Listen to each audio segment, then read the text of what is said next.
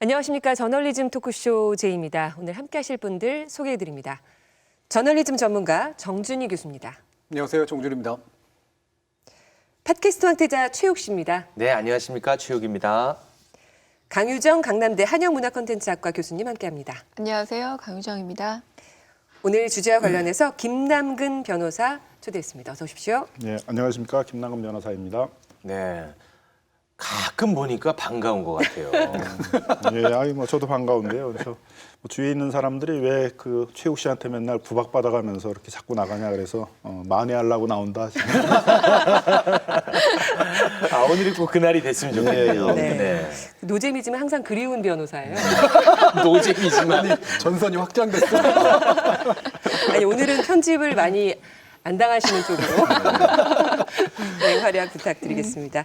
이 방송 KBS 1TV, 마이케이 웨이브, 유튜브 그리고 페이스북을 통해서도 만나실 수 있습니다. 지난해 6월 지방선거를 석 달 앞두고 경찰이 김기현 당시 울산시장의 측근들에 대한 비리 혐의를 수사해서 떠들썩했었죠. 자유한국당은 선거를 앞두고 야당 유력 후보들을 말살하기 위한 표적 수사다라고 반발했고 결국 황운하 당시 울산경찰청장을 공직선거법 위반 등의 혐의로 울산지검에 고발했습니다. 검찰이 지난달 26일 이 고발건을 서울중앙지검으로 이송해서 본격 수사에 들어갔는데 이 과정에서 울산경찰의 수사는 청와대에서 나온 첩보로 시작됐다는 검찰발 의혹이 언론을 통해 제기되면서 이른바 청와대 하명수사 의혹 보도가 쏟아져 나왔습니다. 관련 보도들 살펴보면서 언론의 검찰, 경찰 보도 받아쓰기 관행이 얼마나 달라졌는지 짚어보는 시간 가져보겠습니다. 먼저 김남근 변호사님, 지난해 이뤄진 김기현 전 시장 측근 비리 혐의 수사. 경찰은 유죄로 봐서 검찰에 넘겼는데 검찰은 무혐의 처리한 사건이었습니다. 사건 간략하게 정리를 해주시죠. 논란은 많았지만 내용은 사실 간단한 건데요. 네. 그러니까 그 울산시 그 비서실장하고 그 도시창조국장이라고 아마 이제 도시 개발을 담당하는 걸 도시창조국장이라고 하는 모양입니다만 거기서 이제 울산시에서 벌리고 있는 아파트 건설 현장에 이제 현장 소장을 불러다가 특정 레미콘 업체한테 이제 거기 납품할 수 있는 기회를 줘라 이렇게 이제 압박을 했다는 겁니다. 그래서 그게 직권남용죄라는 것이고 그다음에 그 레미콘 업체로부터 이제 비서실장하고 도시창조국장이 이제 골프 접대를 한 3번인가 받았다 이제 그런 내용입니다. 네. 검찰이 지난 3월에 이 피의자들에 대한 불기소 결정을 내렸습니다. 경찰과 검찰의 판단이 엇갈린 지점.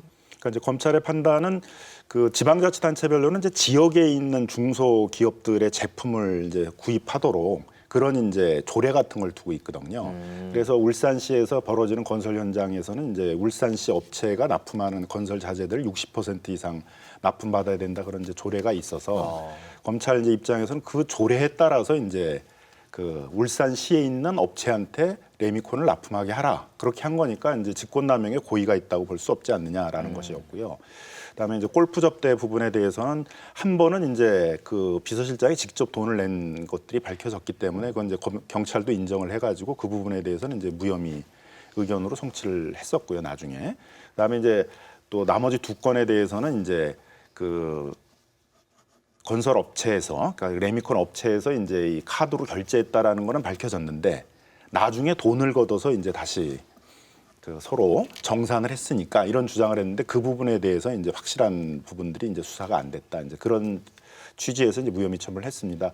이에 대해서 이제 경찰 측의 입장은 그 조례에 대해서는 이미 공정거래위원회가 그 다른 업체하고 울산시 업체를 차별 취급하는 거기 때문에 불공정한 조례에 해당되기 때문에 그걸 적용하지 말라라는 공문을 내려보냈었기 때문에 그에 따라서 이제 그 조례에 따라서 이제 그 울산 업체한테 납품을 하라라고 했다라는 것들은 이제 믿기 어렵다라는 것이고 또 하나는 이제 특정 업체에 대해서 납품하라 그랬다. 울산 업체가 아니라 그 자리에 특정 업체를 불러다가 했던 거 아니냐.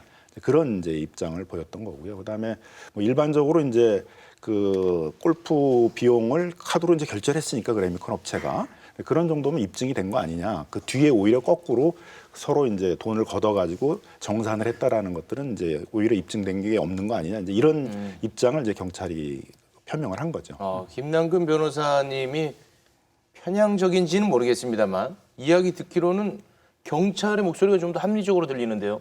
근데 이제 무죄 추정의 원칙이니까 네. 확실한 증거가 없으면은 이제 검찰의 입장에서는 증거가 확실히 없는데 의심만 가지고 기소를 할 수 없는 거 아니냐. 그러니까 이제 무죄 추정의 원칙의 입장에서 본다면은 뭐 여러 가지 의심할 수 있는 건 있더라도 충분히 설명되는 변명이 설명되는 부분들이 있고 확실한 증거가 없으니까 무혐의 처리한 것이다라고 할 수 있는 것이죠. 아, 그래서 누구 편이라는 거예요? 왔다 갔다 하시는데. 이제 수사는 이제 이렇게 눈편이 아니라 아, 명확하게 좀 해주세요. 정해진 어떤 이제 그런 그 형사소송법상에 있어서 적법 절차에 따라서 이제 처리를 해야 되는데 뭐 그렇게 했다라는 게 이제 검찰의 입장이고요. 이제 경찰의 입장에서는 상당한 근거를 갖고 있었는데도 검찰이 어떻게 보면 더 편향된 입장을 가지고 충분히 근거가 있는 것들을 무혐의 처리했다 이제 그런 주장을 하고 있는 것이죠. 김남국 변호사님 잘 쓰시는 표현이 좌고우면하지 않고 이것이잖아요. 극중주의. 저는 이제 어차피 이쪽 부분에 대한 전공자는 아니니까 잘 모르면서 하는 말씀이긴 한데 최근에 또 드러난 거 보면 배제된 업체 가운데 사실은 다른 지역이기 때문에 배제된 게 아닌 상황들도 좀 나와서 실제로 이거는 좀 더 사실은 사실관계나 이런 것들이 좀 더 복잡하고 더 많지 않느냐라는 그런 이야기들도 나오더라고요. 그러니까 즉 경찰 수사 자체가 사실 이거보다 더 철저히 이루어졌다면 사실은 더 많은 비리 혐의라든가 이런 것들까지 들어갈 수 있었는데 경찰의 또 주장이긴 합니다만 검찰의 수사 지휘 자체가 경찰의 수사 자체를 방해했다라는 그런 식의 의혹도 있는 거죠. 이 불기소 결정 이후부터 경찰과 검찰의 판단이 엇갈린 게 아니라는 게 더 쟁점이 돼야 되지 않을까 싶습니다. 이 사건 전부터 울산에서 일어난 일들에 대해서는 경찰과 검찰이 계속 다른 판단을 내리고 있었거든요. 어떤 점에서는 수건이라고까지 할 수 있을 정도로 뭐 지금 많이 뭐 언론에서 알려져 있지만 뭐 고래고기 사건까지 거슬러 올라가는 일들이 있다 보면 이 불기소 결정문이라는 결정적인 마지막 이 문서는 하나의 단서일 뿐이지 이 사태 전체에 대한 조망은 아닐 것 같다는 생각이 들고요. 아까 공정거래위원회에서 특정 업체에 대해서 이렇게 얘기를 하는 것은 좀 문제가 있다고 했을 때 검찰의 답은 또 그거는 권고사항일 뿐이다라고 해서 법을 해석해서 얘기를 하고 있더라고요. 그러니까 이건 결국은 같은 사안을 두고 어떻게 해석하느냐의 문제가 부딪히고 있다라고 하는데 제가 보기에도 경찰은 경찰대로 또 맞는 말을 하고 있고 검찰은 검찰대로 맞는 말을 하고 있기 때문에 이게 더 논쟁이 되고 한편으로는 너무너무 많은 뉴스들이 나오고 있지만 많은 사람들한테 관심 갖는 쟁점이 된다기보다 조금 필요한 뉴스가 되고 있어요. 비슷한 얘기들이 약간의 그 쟁점이 달라지면서 되고 있는데 저는 그게 더 문제가 아닌가. 너무 비슷한 얘기들이 많아서 피로감을 주는 뉴스로 축적되어 가고 있는 게 좀 문제가 아닌가라는 생각이 들기도 합니다. 이게 이제 사실은 이제 그 검경 수사 조정권 문제에 대한 이슈가 이 배경에 좀 깔린 측면이 있습니다. 지금 고래고기 이제 얘기를 하셨는데 황운하 이제 울산 경찰청장이라는 분이 이제 이 검경 수사권 조정을 할 때 항상 경찰을 대표해 가지고 이제 수사의 독립성을 요구하고 검찰의 수사 지휘권을 배제해야 된다는 주장을 이제 많이 해오신 분이어서 이제 검찰의 입장에서 약간 좀 눈의 가시 같은 이제 그런 입장이 있는 분이고요. 근데 그분이 이제 울산 경찰청장에 오자마자 시작한 게 이제 검사를 수사하는 거거든요. 이 고래고기를 그 최종적인 수사 결과가 나오기 전에 이제 그 업체에게 돌려줘가지고 거기가 이제 한 3억 정도 이제 경제적 이익을 얻게 해줬다 그러면서 그 어떤 비리 조사를 해야 된다. 이제 이렇게 하면서 이제 그 현직 검사하고 전직 이제 검찰 출신의 이제 그 전관 변호사를 이제 수사하기 시작한 것들이 이제 갈등의 시발점이었고요. 그 뒤에 이제 그 울산 경찰에서 약사법 위반 사건에 대해서 이제 보도 자료를 내고 브리핑을 하니까 그게 피의사실 공표라고 피의사실 공표죄로 이제 수사를 하겠다. 그래서 검찰이 또 이제 경찰을 공격하는 걸 했었고요. 근데 여기서는 이제 첨예하게 이제 그 수사권 조정 문제, 검찰의 특히 수사 지휘에 대해서 경찰이 이제 약간 반발을 하는 그래서 여러 차례 이제 그 지휘에 따르지 않는 그런 것들이 이제 이 갈등의 이제 내용으로 나타나고 있습니다. 그래서 이 불기소 이유서가 한 이례적으로 한 100페이지 정도 돼요. 보통 제가 이제 보는 불기소 이유서라는 건 뭐 4-5장 어차피 기소 안 할 건데 이렇게 자세히 쓸 필요 없잖아요. 그죠? 10페이지도 안 되고 이제 그러는데 이게 이제 100페이지라는 건 뭐 어마어마하게 이례적인데 실제로는 왜 무혐의 처리하냐의 내용들은 한 3분의 1도 안 되고 3분의 2는 검찰이 이렇게 자세하게 적법 절차에 따라서 수사 지휘를 했는데 경찰이 안 따랐다는 얘기들을 자세히 적시한 다음에 이제 그걸 비판하는 내용들이 한 3분의 2 이상의 내용을 차지하고 있습니다. 네. 오늘 저널리즘 토크쇼 제2에서 이제 검찰이 작성한 불기소 결정문 전문 내용을 좀 집중적으로 들여다보려고 하는데요. 그 이유가 100페이지 정도 가까이 되기도 하고 이례적이게 그리고 언론 보도 관련된 언론 플레이 관련된 내용들이 굉장히 많아서 저희가 좀 들여다봐야 할 것 같아서 이 부분을 집중적으로 살펴보도록 하겠습니다. 먼저 이 분량이 이렇게 많아진 것에 대해서 송인택 전 울산지검장이죠. 지난 11월에 중앙일보와 인터뷰를 해서 기사가 나왔습니다. 황운하 당시 울산경찰청장이 증거 없는 수사를 했다. 검사가 중간중간에 죄가 안 된다며 수사하지 말라고 지휘해도 바득바득 우겨가면서 계속 밀어붙였다. 불기소 결정문을 90페이지 넘게 쓴 이유다라고 밝혔습니다. 일단 정 교수님은 이 불기소 결정문 전문 보셨는데 어떻게 보셨는지요? 불기소 결정문 이렇게 막 읽다 보면 그 검찰의 시각하고 막 비슷해지는 그런 효과가 나타나긴 하더라고요. 근데 잠깐 바깥으로 벗어나 보면 이례적이라고 얘기하는 게 이런 일반적으로 있는 일이 아니라는 거잖아요. 그러면 이례적이 될 만한 어떤 사유가 있어야 되는데 그게 이제 이 죄의 경중이나 이런 것들을 따지면 검찰이 사실은 뭐 그렇게까지만 이렇게 중시하던 사건도 아니었던 것 같고 자기 스스로가 판단하기에도 그러니까 불기소 결정을 할 건데 이거를 이렇게 마치 법리를 따지는 척하면서 이렇게 길게까지 쓸 이유가 없었던 것 같다라는 그런 판단이 일단 들고 그렇기 때문에 되게 없어 보였어요. 되게 미안한 말이지만 이게 이제 뭐 예를 들면 법원에서 나온 판결물들이라든가 이런 것들을 보면 아주 차근차근 법리를 따져가는 대단히 논리적인 과정들이 있고 새로운 증거를 찾아나가는 그런 재미 같은 게 있는데 이 불기소 결정문 자체는 제가 법률 전문가는 아니지만 뭐가 이렇게 이 사람들을 사설구설 이렇게 막 이야기를 펼치게 만들었을까라는 생각이 들고 그렇기 때문에 검찰 행동이 잠깐 납득이 안 가고 외려 더 의심이 되는 이제 그런 효과가 나왔던 것 같아요. 하나만 좀 여쭤보겠습니다. 기소를 하지 않겠다라는 이유를 쓴 게 불기소 결정서잖아요. 이걸 누구한테 보여주는 거예요? 이 보도 자료입니까? 아니면은 뭐 불기소 유서는 이제 당연히 이제 고소나 고발을 한 사람이 있으면 이제 그 불기소 유서를 복사를 해서 왜 무혐의 처리가 되는지 볼 수 있고요. 또 이제 피고소를 당하신 분들도 이제 내가 어떻게 해서 무혐의 처벌을 받았는지 볼 수 있는 거잖아요. 그러니까 보통 당사자들만 볼 수 있는 그렇습니까? 것들이죠. 당사자가 이름이 나와 있어요. 그래서 그 그러니까 지금 결정문에. 말씀하신 걸 보자면 피고소인 쪽을 보도록 하는 것이냐 고소인 쪽을 보도록 하는 것이냐라고 보면은 고소인 쪽을 굉장히 의식하고 쓴 불기소 이유 통지서로 보여주는데 저는 이게 검찰발 필리버스터인가라는 생각이 들기도 했습니다. 무슨 말이냐면 그러니까 필리버스터가 어떤 점에서 합법적으로 법안 통과를 저지하기 위해서 굉장히 시간을 끌면서 다양한 얘기들을 하지만 의미 있는 얘기들이 나오기도 하잖아요. 그러니까 조금은 양을 늘린다는 생각도 많이 들었는데 왜냐하면 여기서 준법을 하고 있다라고 합법적이다라고 얘기를 하고 있지만 제일 많이 얘기하고 있는 게 저는 이번 준비하면서 이 불기소 결정 이유 통지서만 보더라도 그동안 언론 기사가 다 실려 있더라고요. 언론이 다 어떻게 했는지 조목조목 언론 기사들을 분석해서 실어놓고 있는 거예요. 저희 방송 준비하다 보면 전부 다 일일이 클릭해서 검색해서 기사를 찾아봐야 되는데 이 기사가 다 실려 있다는 게 너무너무 이채롭고 친절하다는 생각도 들었습니다만 저는 두 가지만 알 수 있어요. 뭐냐면 검찰이 언론의 영향력을 잘 알고 있구나. 언론에 어떤 사실이 유포됐을 때 어떤 영향을 미치는지 알고 있구나. 두 번째는 피의 사실 공표라는 게 대단히 위법적인 일일 수 있고 위험한 일이구나. 이거를 검찰이 잘 알고 있구나라는 걸 저는 이 불기소 이유 통지서를 보면서 알 수 있었는데 여하튼 자기가 왜 불기소를 하는지 검찰이 왜 불기소를 하는지를 굉장히 길게 설득해야 될 이유가 있다라는 건 분명히 보입니다.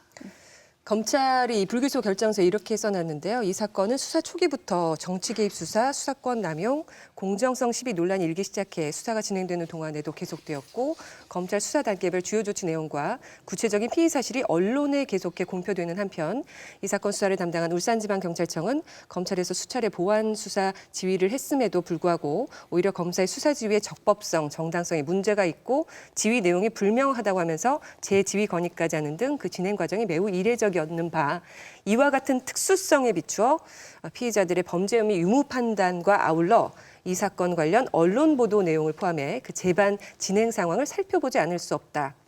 이렇게 적혀 있습니다. 김남훈 변호사님, 뭐 양도양이지만 이런 내용이 보통 들어있는 거는 못 보셨을 것 같아요. 불기소 유서에 쓰는 게 아니라 그건 이제 별도의 무슨 보고서 같은 걸 만들든가 별도의 보도자를 내서 이 사건 수사를 하는데 검찰이 적법한 수사 지휘를 했는데 경찰이 따르질 않았고 경찰이 그렇게 따르지 않는 과정 속에서 뭐 피의자의 인권이 많이 침해가 됐고 그다음에 적법 절차의 원리가 지켜지지 않았고 또 그게 잘못 보도가 돼가지고 정치적 시비가 생기고 그랬다. 뭐 이런 걸 이제 비판하는 보도자를 내면 되잖아요. 근데 그걸 왜 불기소 유서에다 넣을 필요는 없는 거죠. 불기소 이후에서는 범죄 사실의 혐의는 이런 거였고 그 혐의에 대해서 수사를 해보니까 결국 증거가 없고 뭐 다른 법리적 측면에서 보게 되면 죄가 되기가 어렵기 때문에 무혐의한다 이렇게 해서 이제 한 7, 8페이지 쓰면 되는 거예요. 이걸 그렇게 압축해서 쓸 수 있는 제가 보기엔 그런 이제 사건인 것 같은데 아마도 검찰의 입장에서는 이 불기소 이유서가 언론에 보도될 거라고 아마 예상을 하면서 그 언론에서 좀 잘 이걸 이해해달라라고 하면서 경찰이 그 검찰의 수사 지휘에 대해서 얼마나 부당하게 반발을 했고 경찰이 부당하게 수사 지휘에 반발을 하는 바람에 이런 피의 사실이 공표돼서 적법 절차가 위배되고 그 피의자들의 인권이 침해됐다. 이제 이런 부분들을 좀 강조해서 알리고 싶어 했던 것 같습니다. 우리는 이 예상 목적대로 안 쓰고 있어서 좀 미안하네요. 불기소 결정서의 작성 목적, 다시 말하면 청자 또는 독자가 누구냐라는 문제인데 결국에는 사실은 이거를 쓱 입수해서 보도해줄 언론이거나 이것을 자신의 그러니까 검찰의 어떤 해명이라고 하는 것 또는 경찰에 대해서 정당한 어떤 우위를 찾으려고 하는 것을 여론화시키고자 하는 그런 목적이기 때문에 실질적으로는 이 보고서가 그러니까 불기소에 대한 이 사유를 쓸 이유 자체가 다른 목적에 있었다라고 하는 것들을 보여주는 거죠. 그러니까 이게 상당히 99페이지나 되다 보니까 일종의 서사가 있어요. 서사가 없어서는 이 99페이지까지 갈 수가 없거든요. 가만 보면 검찰이 지금 피해자 서사를 하고 있는 겁니다. 여러 부분에서 우리가 오히려 되게 오해를 살 수 있고 피해자가 될 수 있다는 얘기를 하고 있는데 그러면서 간간히 이제 주석도 달아주고 있거든요. 근데 그렇게 보다 보면 서사는 피해자 서사인데 용어는 전혀 그렇지 않아요. 굉장히 권력을 가진 주체라는 걸 알 수 있습니다. 가령 정치 수사로 수사권의 남용이라는 표현을 쓰고 있고 경찰은 남용하고 있다. 그리고 또 어떤 표현이 또 등장하냐면 고집을 부린다라는 표현이 등장하거든요. 경찰이 고집을 부렸다. 그리고 내지는 검찰의 그 수사 지휘에 대해서 불응했다라는 부분인데 전체적으로 보면은 굉장히 좀 피해자 서사지만 용어 하나하나를 보자면 전혀 피해자가 아닌 결국은 오히려 경찰이 얼마나 이건 제 해석입니다. 무례한 행동을 했고 어떤 점에서 법을 잘 모르고 어떤 점에서 수사를 덤볐는지에 대해서 상세하고 설명하고 있기 때문에 길게 봐서 겉으로 봐선 피해자 서사지만 전혀 내용은 그렇지 않다라는 겁니다. 네, 그러니까 이 수사권 조정을 둘러싼 경찰과 검찰의 이 갈등의 그 쟁점들을 조금 이해할 필요가 있는데요. 경찰의 주장은 뭐냐면 수사가 완결될 때까지는 검찰이 그 수사하는 과정에 개입하면 안 된다. 수사 지휘라는 이름으로 그런 거예요. 그래서 수사가 완결된 다음에 그걸 송치하면 그때 이제 검찰은 이걸 기소할 것이냐 아닐 것이냐를 결정하는 소위 기소권에 대한 판단만 하면 된다. 그래서 수사권과 기소권을 분리해야 된다는 게 경찰의 입장이고 검찰의 입장은 경찰이 적법 절차를 수사하는데 잘 안 지키고 피의자들의 인권을 침해할 가능성이 많고 그렇다는 거거든요. 그래서 검찰이 그 수사하는 과정에 있어서도 지휘를 해야 된다는 거예요. 근데 검사 입장에서 보면 이 사건이 전형적으로 그런 피의 사실을 공표해서 피의자의 인권을 침해를 하고 적법 절차를 안 지키고 그 수사가 제대로 안 되고 있는 상황 속에서 피의 사실이 공표돼서 정치적 시비를 불러일으키고 그랬던 사건이다. 그래서 정당한 그 수사 지휘권을 행사를 했는데 부당하게 경찰에서 여러 차례 반발을 하면서 그걸 따르지 않았다. 그래서 굉장히 그 경찰이 검찰의 수사 지휘를 따르지 않은 이례적인 사건이기 때문에 그런 기록을 여기다 남긴다. 이런 취지거든요. 그 불기소 결정서 91페이지 보면은 언론 관련돼서 언론을 통해 피의 사실 공표하는 문제를 아주 명확하게 적시를 해놨습니다. 골프 접대 범죄 혐의에 대해서 이제 혐의 없다로 경찰도 인정을 했다. 이 부분이 들어가 있는데 경찰이 기소 의견으로 송치한 범죄 사실이 언론에 보도되었으나 검사가 불기소하거나 판사가 무죄를 선고한 경우 해당 기사를 보도한 언론은 명예훼손으로 인한 손해배상 책임이 문제가 되고 그 보도가 수사기관의 자료 제공에 기초했다면 자료를 건넨 수사기관 종사자에게는 손해배상 책임과 별도로 피의사실 공표죄 및 명예훼손죄가 각 성립될 수 있는 바 본건은 경찰이 충분한 수사 없이 기소 의견으로 그 피의사실이 언론에 보도되었으나 증거가 부족하다는 검사의 수사 지휘 결과 객관적 반대 증거가 현출돼 경찰이 다시 혐의 없음 의견으로 재송치한 것으로 검사의 수사 지휘에 의해 뒤늦게 억울함이 밝혀졌다. 이런 내용이 담겨 있습니다. 이 부분에 대한 이야기도 좀 나눠보죠. 저는 그냥 단순하게 얘기하면 이렇게 길게 피의사실 공표죄 및 명예훼손죄가 성립될 수 있다면 피의사실을 공표한 죄로 수사를 하면 되지 않을까요? 뭔가? 근데 왜 이렇게 구구절절 얘기를 해놓고 위헌만 딱 한 상태에서 끝났을까? 저는 그게 더 궁금해요. 그래서 이제 뭐 이 검찰이 여기서 지적한 대로 피의사실 공표죄라는 게 필요한 이유가 이제 여기에 있는 거죠. 그래서 세계적으로 보게 되게 되면 수사 단계에서 그 수사기관이 수사 내용들을 보도하거나 언론에 흘리거나 이런 경우는 별로 없거든요. 예를 들면 미국 같은 경우는 그런 행위를 수사기관이 하게 되게 되면 법원이 무죄 판결할 수가 있어요. 네. 이게 미국 같은 경우는 주로 배심 재판을 하게 되니까 미리 수사기관에서 피의 사실을 흘려가지고 마치 이제 유죄인 것처럼 이 보도가 다 돼버리면 배심원들이 그런 유죄의 심증을 갖고 배심 재판에 시작을 하게 되잖아요. 그래서 이미 그런 심증이 형성됐기 때문에 그 적법한 절차에 따라서 재판이 안 됐다 그래서 이제 무죄 판결을 하도록 이렇게 되어 있습니다. 그래서 이제 보통 다 이 재판 단계에 가서 그 보도를 하도록 하고 있거든요. 근데 재판 단계에 가게 되면 피의자 쪽에서도 이제 방어가 가능해요. 그 공소장이 오니까 내가 무슨 혐의로 그 기소가 됐는지를 알게 되고 수사 기록도 다 복사를 해서 그 수사기관에서 나를 무슨 혐의로 어떤 증거를 가지고 조사를 했는지 알게 되니까 이제 방어가 되거든요. 그래서 보도를 하더라도 그땐 공평하게 검찰 측 주장, 변호인 측 주장하면서 이렇게 공방이 되는 걸 보도할 수 있게 되는데 수사 단계에서 보도를 하게 되면 결국 수사기관에서 흘려주는 얘기를 갖고 보도를 할 수밖에 없잖아요. 피의자는 뭔지도 잘 모르는 상태니까. 그리고 보도의 내용도 대부분 의혹 보도가 될 수밖에 없거든요. 서로 검증될 수 있는 공방되는 이런 보도가 아니기 때문에. 그래서 이제 재판 단계에서부터 이렇게 보도가 제대로 되도록 하고 있는데 우리는 너무 좀 과도하게 수사 단계에서 이제 이렇게 그 검찰이나 경찰이 흘려주는 정보를 가지고 이렇게 의혹 보도식의 걸 많이 하다 보니까 실제 결론은 전혀 달라졌는데 이미 수사 단계에서는 거의 다 유죄인 것처럼 그렇게 이제 보도가 나가는 경우도 많고 그러다 보니까 이제 그런 피의자의 인권도 많이 침해되고 또 실체 진실의 발견에도 많은 지장을 주게 되고 또 재판도 상당히 부담을 주게 되는 이미 여론에서는 뭐 다 유죄라고 형성돼 있는 거를 재판에서는 확인만 하면 되지 뭘 다시 다투냐 뭐 이제 이런 분위기가 될 수가 있거든요. 그래서 공판 절차 진행에도 상당히 부담을 주게 되기 때문에 이제 그런 점에서는 이제 피의 사실을 수사기관이 이제 재판 전에 그 보도를 의도적으로 하는 이제 이런 것들은 이제 하지 못하게 해야 되고 그런 점을 이제 지적한 것 같습니다. 근데 제대로 봤다고 보신 거죠? 검찰이 제대로 지적을 이제 했다. 검찰도 잘 지켜야죠. 이제 그건 마찬가지로 이제 제가 경찰 하나 문제는. 궁금한 게 있는데 이 사건의 특수성이라는 항목에 가 정치 개입 수사 및 피의 사실 공표 논란이라고 되어 있는데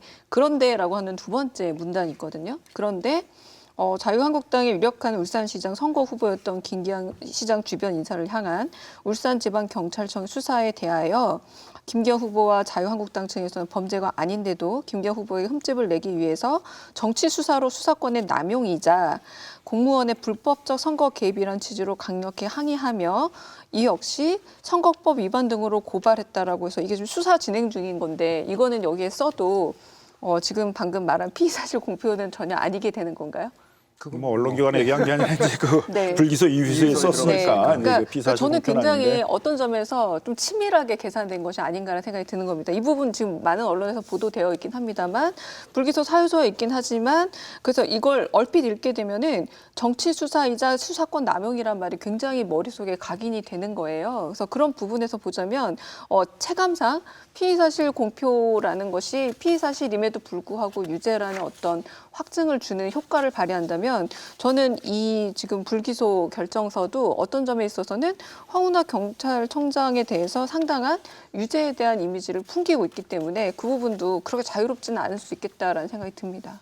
그러니까 이제 적절한 방법은 분명히 아닌 거죠. 이거는 그 사건에 대한 범죄 혐의들을 나열을 하고 그거에 대해서 왜 무혐의 처리를 하는지만 쓰면 되는 것이지.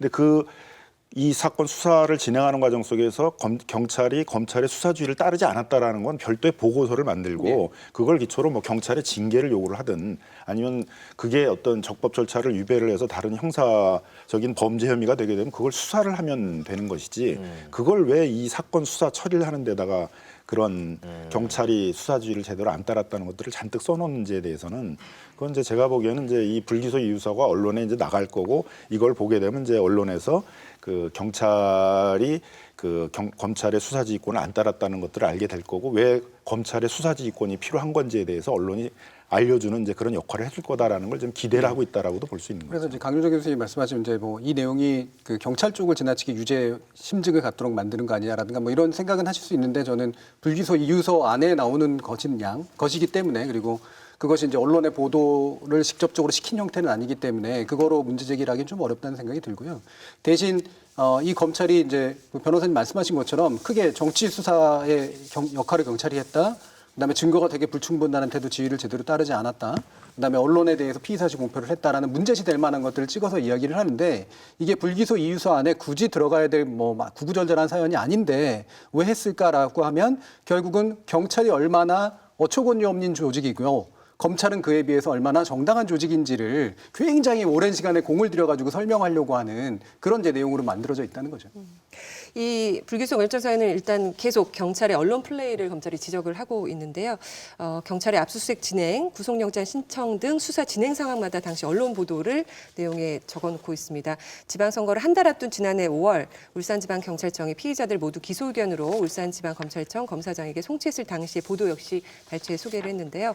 그러면서 송치했다는 사실이 언론에 보도되는 정도에 그치지 않고 울산지방경찰청의 의견서 기재 피의 사실과 그 각 피의 사실이 유죄인 것처럼 언론에 보도되었으며 나아가 이 사건과 무관한 이 사건 압수수색 과정에서 우연히 발견돼 울산지방경찰청 수사팀과 그 지휘부만 알고 있어야 할 정치후원금 단서에 대해서도 경찰이 여죄 수사 예정이라는 내용으로 언론에 보도되기에 이르렀다. 이런 지적을 남겼습니다. 검찰이 이런 지적은 어떻게 보십니까? 우리가 그 피의사실 공표에 대해서 굉장히 많이 다루지 않았습니까?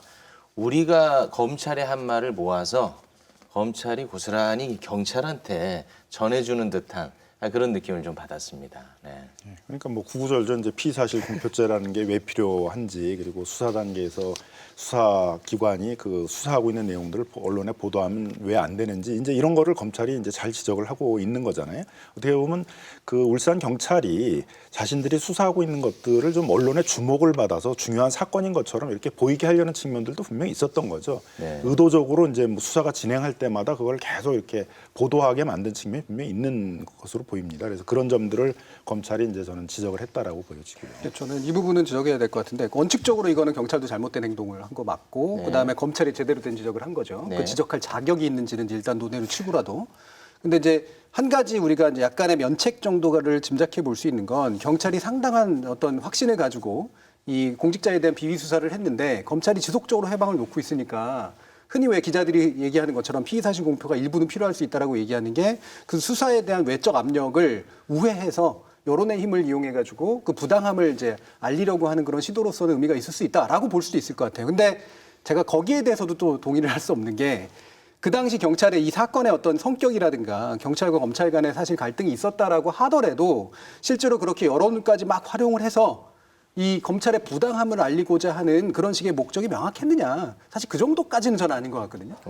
그 정도의 압력이라고까지 느껴지지는 않고요. 그래서 저는 여전히 비록 검찰에 의해서 수사방해적인 요소가 있었다고 하더라도 이런 방식으로 여론을 활용한다라고 하는 것은 그다지 올바르지 못하다라고 봅니다. 네. 경찰이 이 사안 관련돼서 피의 사실 언론에 흘린 거는 이례적이라고 보지 않는다고 생각해도 될까요? 그러니까 일종의 뭐 경찰이 어떤 사건을 수사하다 보면은 계속 뭐 사건발 기사, 그 경찰발 기사들이 나오잖아요. 그 중에 하나라고 생각해도 되지 그러니까 않을까? 뭐 관행적으로 이렇게 해왔던 거죠. 예, 근데 예. 이제 어쨌든 이때의 분위기는 우리 사회에서 이제 더 이상 이런 식의 수사기관들이 피의 사실을 공표해서 뭐 피의자들 인권을 침해하고 적법 절차 위반되는 것들은 하지 말자.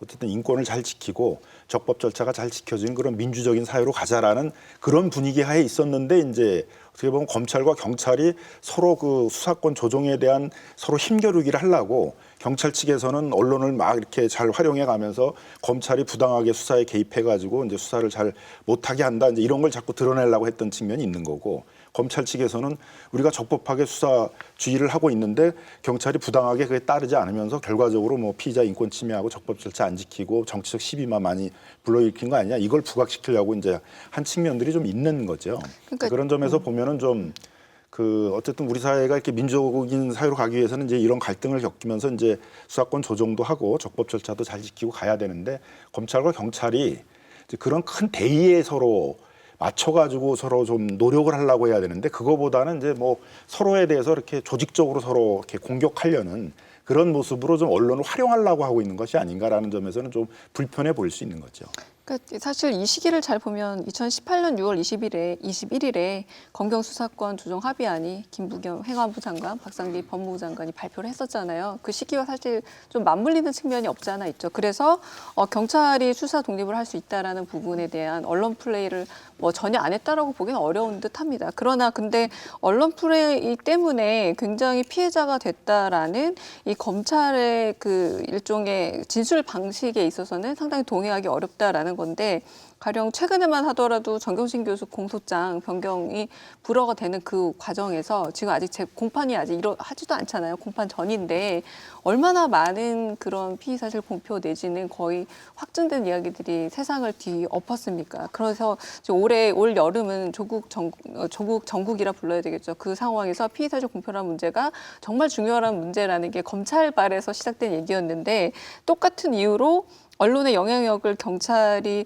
활용했다는 것에 대해서 비판하는 것은 아까 말씀하실 때 둘 다 잘못하긴 했지만 검찰이 이런 어떤 의견서를 써냈다라는 건 상당히 좀 저로서는 흥미롭다는 생각이 들었고요. 저는 더더욱 문제되는 건 이게 2019년 3월 28일 날 이 불기소 결정서가 나왔는데 왜 지금에서 이렇게 많은 어떤 점에서 언론의 주목을 받고 더 언급이 되느냐. 그러니까 이 맥락 가운데 이것을 이 언론의 맥락으로 끌고 온 데는 역시 검찰이 수사를 재개하면서 굉장히 중요하게 언급된 것이 있기 때문에 길게 봐서는 검찰이 어떤 이 수사에 대한 어떤 큰 의도 내지는 한편으로 지금 이 시점에서 다뤄야 되는 부분에 대해서도 좀 생각해 볼 여지가 있지 않을까라는 생각이 듭니다. 네, 제가 질문 하나가 있습니다. 왜 이렇게 긴장하세요? 최욱 씨는 질문하는 게 아니라 여기 토론하러 오신 거 아닌가요? 질문하시니까. 피의 사실을 흘리는 것은 검찰이나 경찰이나 이제 다 잘못된 건데, 경찰이 흘린 목적은 뭐 역시 추정이겠지만 막힌 수사를 좀 풀기 위함이라고 한다면, 검찰이 피의 사실을 흘리는 그 기대 효과가 뭐예요? 그러니까 검찰도 이제 마찬가지겠죠. 이제 검찰이 또 비난을 받고 있는 게 이제 청와대 하명 수사라는 것들을 지금 수사한다 그러면서 또 뭐 검찰발의 어떤 그 정보라고 그러면서 언론들이 이제 자꾸 그 확인되지 않은 정보들을 자꾸 흘리는 네. 거잖아요. 이제 똑같은 양상들을 이제 검찰도 사실 또 지금 하고 있는 그러니까 그렇게 것으로 해서 보여지는데, 얻을 수 있는 결국 이제 실효- 주목을 받게 하는 거죠. 이 수사에 대해서 이제 언론을 통해 가지고 주목을 받게 하고, 이게 중요한 수사이고, 그래서 이 중요한 수사이기 때문에 우리가 여기에 집중을 해서 계속 이 수사를 할 수 있도록 가야 된다. 그리고 우리가 중요한 수사를 하고 있다. 이런 것들을 이제 좀 알리려고 하는 이제 그런 측면이 있다고 봐야죠. 결국은 재판 가면 다 깨지잖아요. 근데 일단 우리가 하명 수사란 용어를 쓰고 있잖아요, 벌써. 이 용어가 어디서부터 출발했느냐로 생각. 하명 수사인지 아닌지를 가리는 게 지금 이 수사의 쟁점이고, 나중에 여러 과정을 거쳐서 마지막에 결론으로 도달을 해야 될 부분인데, 우린 벌써 하명 수사라고 이걸 칭하고 있거든요. 근데 그 부분에 있어서 언론에 굉장히 많이 유포가 됐고, 피의 사실, 지금 하명 수사가 맞느냐 아니냐가 이게 피의 사실인 거잖아요, 현재.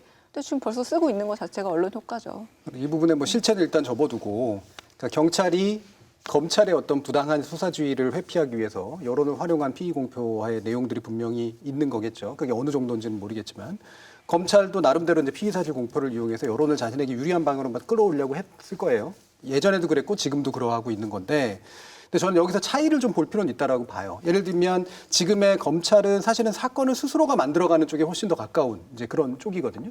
이게 사실 2018년 그 당시만 해도 정치 개입 논란들이 있었지만 실질적으로 수사로 들어가지 않았단 말이에요. 근데 갑자기 이게 이제 청와대하고 연결되는 것들이 만들어지면서 사실 만들어낸 거에 좀 더 가깝다라고 보는데, 만들어내면서 논란이 되고 그러면서 이제 굉장한 상당한 어떤 그 실제 이 사건이 가지고 있는 규모에 비해서 굉장히 커진 그런 상태죠. 이 과정에서 예를 들면 검찰보다 더 큰 권력이 지금 전 작동하고 있는지 모르겠거든요. 그리고 그거를 회피하고 그것을 그 압력이 실제로 실제하며, 저는 실제하지 않는다라고 보고, 그 실제할지도 모를 그것을 회피하기 위해서 여론까지 써야 될 정도로 그런 식의 검찰이 굉장히 막 쫄리고 있는 상황일까? 저는 그렇지 않을 거라고 보는 거죠. 그래서 똑같은 피의사실 공표에 문제가 있다고 하더라도 검찰에게 더 심각한 문제 제기를 할 수밖에 없다라고 판단합니다. 아니, 그러니까 제가 궁금한 거는, 가령 없던 거를 만들어내서 언론 플레이를 통해서 많이 키웠단 말이에요.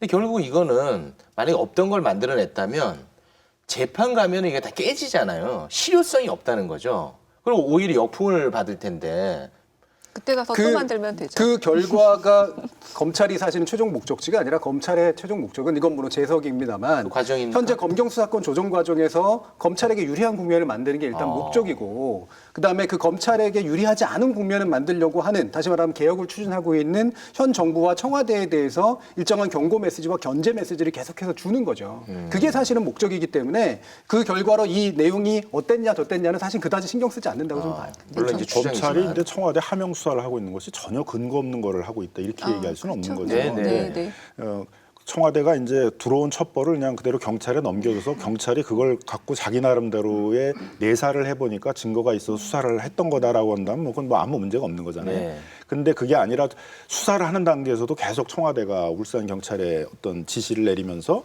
그 계속 수사를 해라.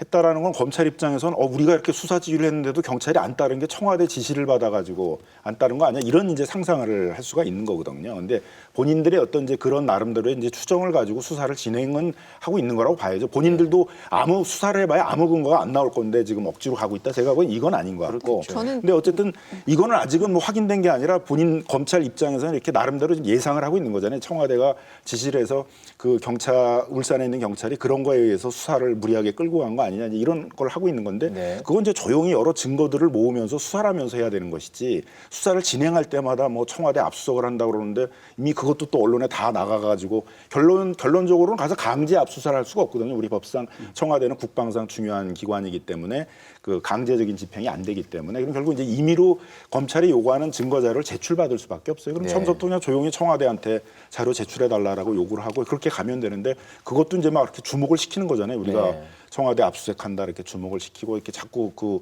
여론의 주목들을 받게 하면서 이 수사를 해야 될 단계는 지금 아닌데 딱 부러지는 지금 증거가 딱 갖고 지금 수사를 하는 건 아니란 말이에요. 그러면 지금은 이제 어떻게 보면 그 내사를 하면서 여러 증거를 계속 모으려고 해야 되는데 자꾸 이제 이렇게 요란하게 수사를 하려고 하는 것들이 이제 그런 피의사실 공표죄에 위반되는 것이 아니냐. 지금 또 그 법무부에서 이런 문제 때문에 피의사실을 함부로 공표하지 말도록 어떤 그 공보 규칙 같은 것도 만들었는데 그런 걸 또 바로 시행하자마자 위반되는 거 아니냐 이제 이런 시비가 일어나게 되는 것이죠. 그러니까 제가 사건을 만들어냈다고 표현한 게 없는 허위를 지어냈다라고 검찰이라고 얘기하는 건 되게 위험한 일이고 실제로 그렇게 생각하지도 않고요. 사실은 존재하겠죠. 근데 그 사실을 범죄의 프레임으로 만드는 건 검찰의 굉장히 강력한 권한이란 말이에요. 그래서 실제로 사건을 키워나가는 그런 과정이 실제로 검찰이 현재 하고 있는 그런 식의 일들이고.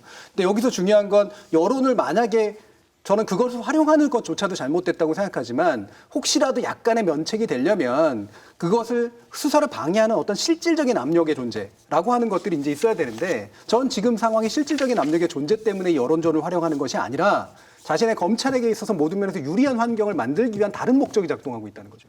저는 가장 큰 문제는 검찰의 학습 효과가 발현되고 있다는 겁니다. 뭐냐면 이런 의혹 보도 내지니 피의 사실을 어떤 점에서는 완전히 흘린다기보다 조금 언급을 하는 것만으로 수많은 언론사들이 몰려서 단독 기사를 그러니까 떡밥을 어떻게든 내가 먼저 혹은 내가 더 많이 채취하기 위해서 몰려든다는 걸 알고 있기 때문에 이제 의혹 보도임에도 불구하고 피의 사실 공표라는 걸 넘어가서 언론은 의혹에 대해서 매달려서 이 의혹을 파헤쳐야 된다. 그리고 검찰은 너무나 잘 알고 있는 거죠. 이런 거 어떻게 던지면 이게 굉장히 기사화 된다는 거. 무슨 말이냐면 이 상태의 기사는 너무너무 많습니다. 그러니까 조국 전국 거치면서도 그때 그렇게 의혹 상태일 때 너무너무 많은 보도가 있지만 지금 되게 잠잠하잖아요.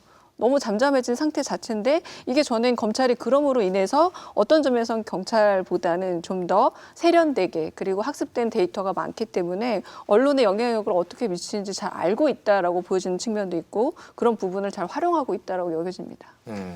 이 검찰이든 경찰이든 일단은 언론을 뭐 활용했다고 본다면 언론은 그냥 그대로 이걸 받았었다고 일단 우리가 좀 봐야 되지 않을까 싶은 생각도 드는데요. 만약에 이제 좀 더 비판적인 기사를 썼다면은 뭐 이렇게까지 문제가 안 되겠는데 그냥 그대로 경찰이 준 내용, 그대로 검찰이 준 내용. 그러니까 이 수사기관에서 흘리는 정보를 가지고 언론이 보도가 되면 이런 식으로 그냥 흘린 정보를 그대로 이제 보도를 하면서 의혹을 제기하는 식의 보도가 될 수밖에 없거든요. 반대쪽이 그걸 비판할 수 있어야 되잖아요. 이런 그 수사를 받는 쪽인데 수사를 받는 쪽은 내가 무슨 수사를 받는지 무슨 증거를 갖고 나한테 수사를 하려고 하는지 이런 걸 모른단 말이에요. 그러니까 방어하기가 어렵죠. 그래서 재판 단계에 가서 주로 보도가 돼야 되고 재판 단계에 가게 되면은 반대쪽인 그 피의자 쪽도 방어가 가능하거든요. 그 증거는 이렇게 해서 잘못된 것이고 검찰이 이렇게 나름대로 프레임을 짜고 검찰이 이렇게 상상을 했던 것들이 근거가 잘못됐던 것이라는 것들을 막 비판을 하면 그 양측을 이제 보도하게 되잖아요. 그러게 되면 그 독자들의 입장에 있어서도 양측의 주장들을 듣게 되니까 공정한 판단을 할 수가 있는데 수사 단계에서를 하게 되게 되면 그냥 수사기관에서의 여러 가지 프레임이라든가 추측이라든가 이런 걸 그대로 그냥 의혹 보도만 되게 되니까 이제 자꾸 그거를 반복해서 듣게 되게 되면 그걸 믿어버리게 되는 게 돼버리잖아요. 그럼 이미 어떤 유죄라든가 이런 심증이 다 형성돼 버리는 이제 문제가 생긴다는 거죠. 네, 그 관련해서 제가 좀 흥미로운 거를 발견을 했는데 사실 이제 검찰발 언론 플레이는 대다수 언론들이 함께 하지 않습니까? 근데 경찰발 언론 플레이에는 그 주요 일간지들이 참전하지 않는 모습, 이걸 이제 균형 잡혔다고 봐야 될지 모르겠습니다만 그렇지 않은 모습을 많이 볼 수가 있습니다. 그 울산 경찰이 이제 정치적 수사를 하는 거 아니냐 이런 이제 비판적 시각의 언론 보도가 굉장히 많았습니다. 같은 시기에. 그걸 좀 소개를 해드리면 조선일보 같은 경우에는 2018년 3월 22일에 울산시장 측근 표적 수사 논란 휘말린 경찰이라는 제목의 기사가 있었고요. 문화일보는 같은 날 한국당 울산시장 수사 삼각 커넥션 의심, 그리고 중앙일보는 여당 예비 후보 만나고 야당 시장 압수수색 황운하 부적절 처신 논란이라는 제목의 기사가 나왔습니다. 앞서 그럼 검찰이 지적한 게 경찰의 언론 플레이였다면 이거는 검찰발 뭐 이렇게 볼 수 있는 그러니까 실패한 부분일 것 언론 같은데. 플레이가 네. 되고 만 거죠. 이건 왜냐하면 좀 균형 잡혔다고 보면 어떨까요? 왜냐하면 검찰이 피의사실 공표와 의심되는 사태에 있을 때 한 번도 이렇게 보도되는 걸 저는 본 적이 없습니다. 가령 표적 수사 논란 휘말린 검찰이라던가 제목을 좀 바꾸면 검찰청장 부적절 처신 논란 이렇게 본 적이 없었던 것 같고요. 가장 중요한 건 뭐냐면 이때 당시에 굉장히 중요한 이슈 중 하나가 뭐였냐면 적폐청산이었습니다. 이 적폐청산이냐 아니면 표적수사냐 이 두 개의 얘기를 충분히 균형 잡혀서 얘기할 수 있는 사안이었거든요. 과연 그러니까 그렇게만 해도 저는 중립적이라고 볼 수 있을 것 같아요. 이게 굉장히 오래된 어떤 점에서의 토착 권력의 적폐청산을 위해서 노력하는 것이냐 아니면 그걸 그냥 외면으로 내세워서 표적수사를 하는 것이냐까지만 가서도 저는 중립이라 보겠으나 여기서는 의혹을 제기하고 있는 쪽에 논란을 만들고 있다, 표적수사를 하고 있다라고 해서 오히려 좀 기계적 중립을 놓친 기사가 아닌가라는 생각이 듭니다. 당시 이제 경찰이 뭐 흘린 뭐 피의사실 공표라면 그걸 받아쓴 언론들은 주로 지역 언론들이 많았고 예. 반대쪽 이런 이야기들은 지금 주요 일간지에서 언급이 됐습니다. 완전히 반대의 이야기로 어떻게 보십니까? 그러니까 경찰이 흘려주는 어떤 정보를 받아 쓰는 것이 일반적인 언론들에게 있어서는 경찰이든 검찰이든 사실은 정보 욕구를 충족시켜주고 그다음에 더 많은 독자들이 보게 만드는 거니까 상업적인 이득까지 주잖아요. 그래서 대체로 안 받아 쓰는 경우가 없죠. 네. 그래서 안 받아 쓴 경우는 이례적이라고 볼 수가 있는 거죠. 근데 그 이례적인 것의 결과물이 특히나 이 중앙 언론들의 결과물이 대부분이 정치 수사라든가 또는 약간의 검찰의 시각이 일부 들어가 있는 그런 식의 관점으로 보고 있다라고 하는 건 이 경찰이 흘려주는 정보에 대한 유혹에 빠지지 않은 거의 유일한 이유는 정치적 유불리에 대한 판단일 것이고 두 번째로 하지만 그 정치적 유불리에 대한 판단에서 자칫 좌파가 생각하는 것에 불리한 어떤 내용들을 받아쓰지 않겠다는 방식으로 역공을 들어가면서 그 역공의 근거가 되는 것들이 박약하다는 거예요. 실제로 이걸 정치 수사라고 찍어 누를 수 있는지 실제로 엄청나게 무리한 수사가 맞는 것인지에 대한 충분한 대안적인 증거 없이 실제로 굉장히 강한 프레임을 덮어씌웠다라고 하는 것은 또 문제가 있는 거죠. 그러니까 언론이 경찰의 피의사실 공표를 받아 쓰는 경우는 제가 보기에는 잔혹범죄일 때예요. 뭐 고유정 살인 사건이라던가 내지는 화성 연쇄 살인 사건 같은 경우는 아직 정확하게 재판이 진행되기 전에도 경찰에서 이제 피의사실을 어떻게든 좀 알아내서 취재해서 언론에 이제 보여주고 기사화하는데 권력형 비리 문제라던가 정치적인 문제에 있어서만큼은 경찰이 이렇게 피의 사실을 공표할 수 있는 주체가 돼서 많은 부분에서 언론에 반영이 됐는가? 잘은 모르겠습니다. 저는 그렇게 본 경험이 많지 않은 듯합니다. 그러니까 경찰의 기자가 원하는 부분은 권력형 비리라든가 이런 부분이 아니라 아무래도 좀 잔혹범죄라든가 이런 범죄 수사 정도에 멈춰 있는 것은 아닌가라는 생각이 들기도 합니다.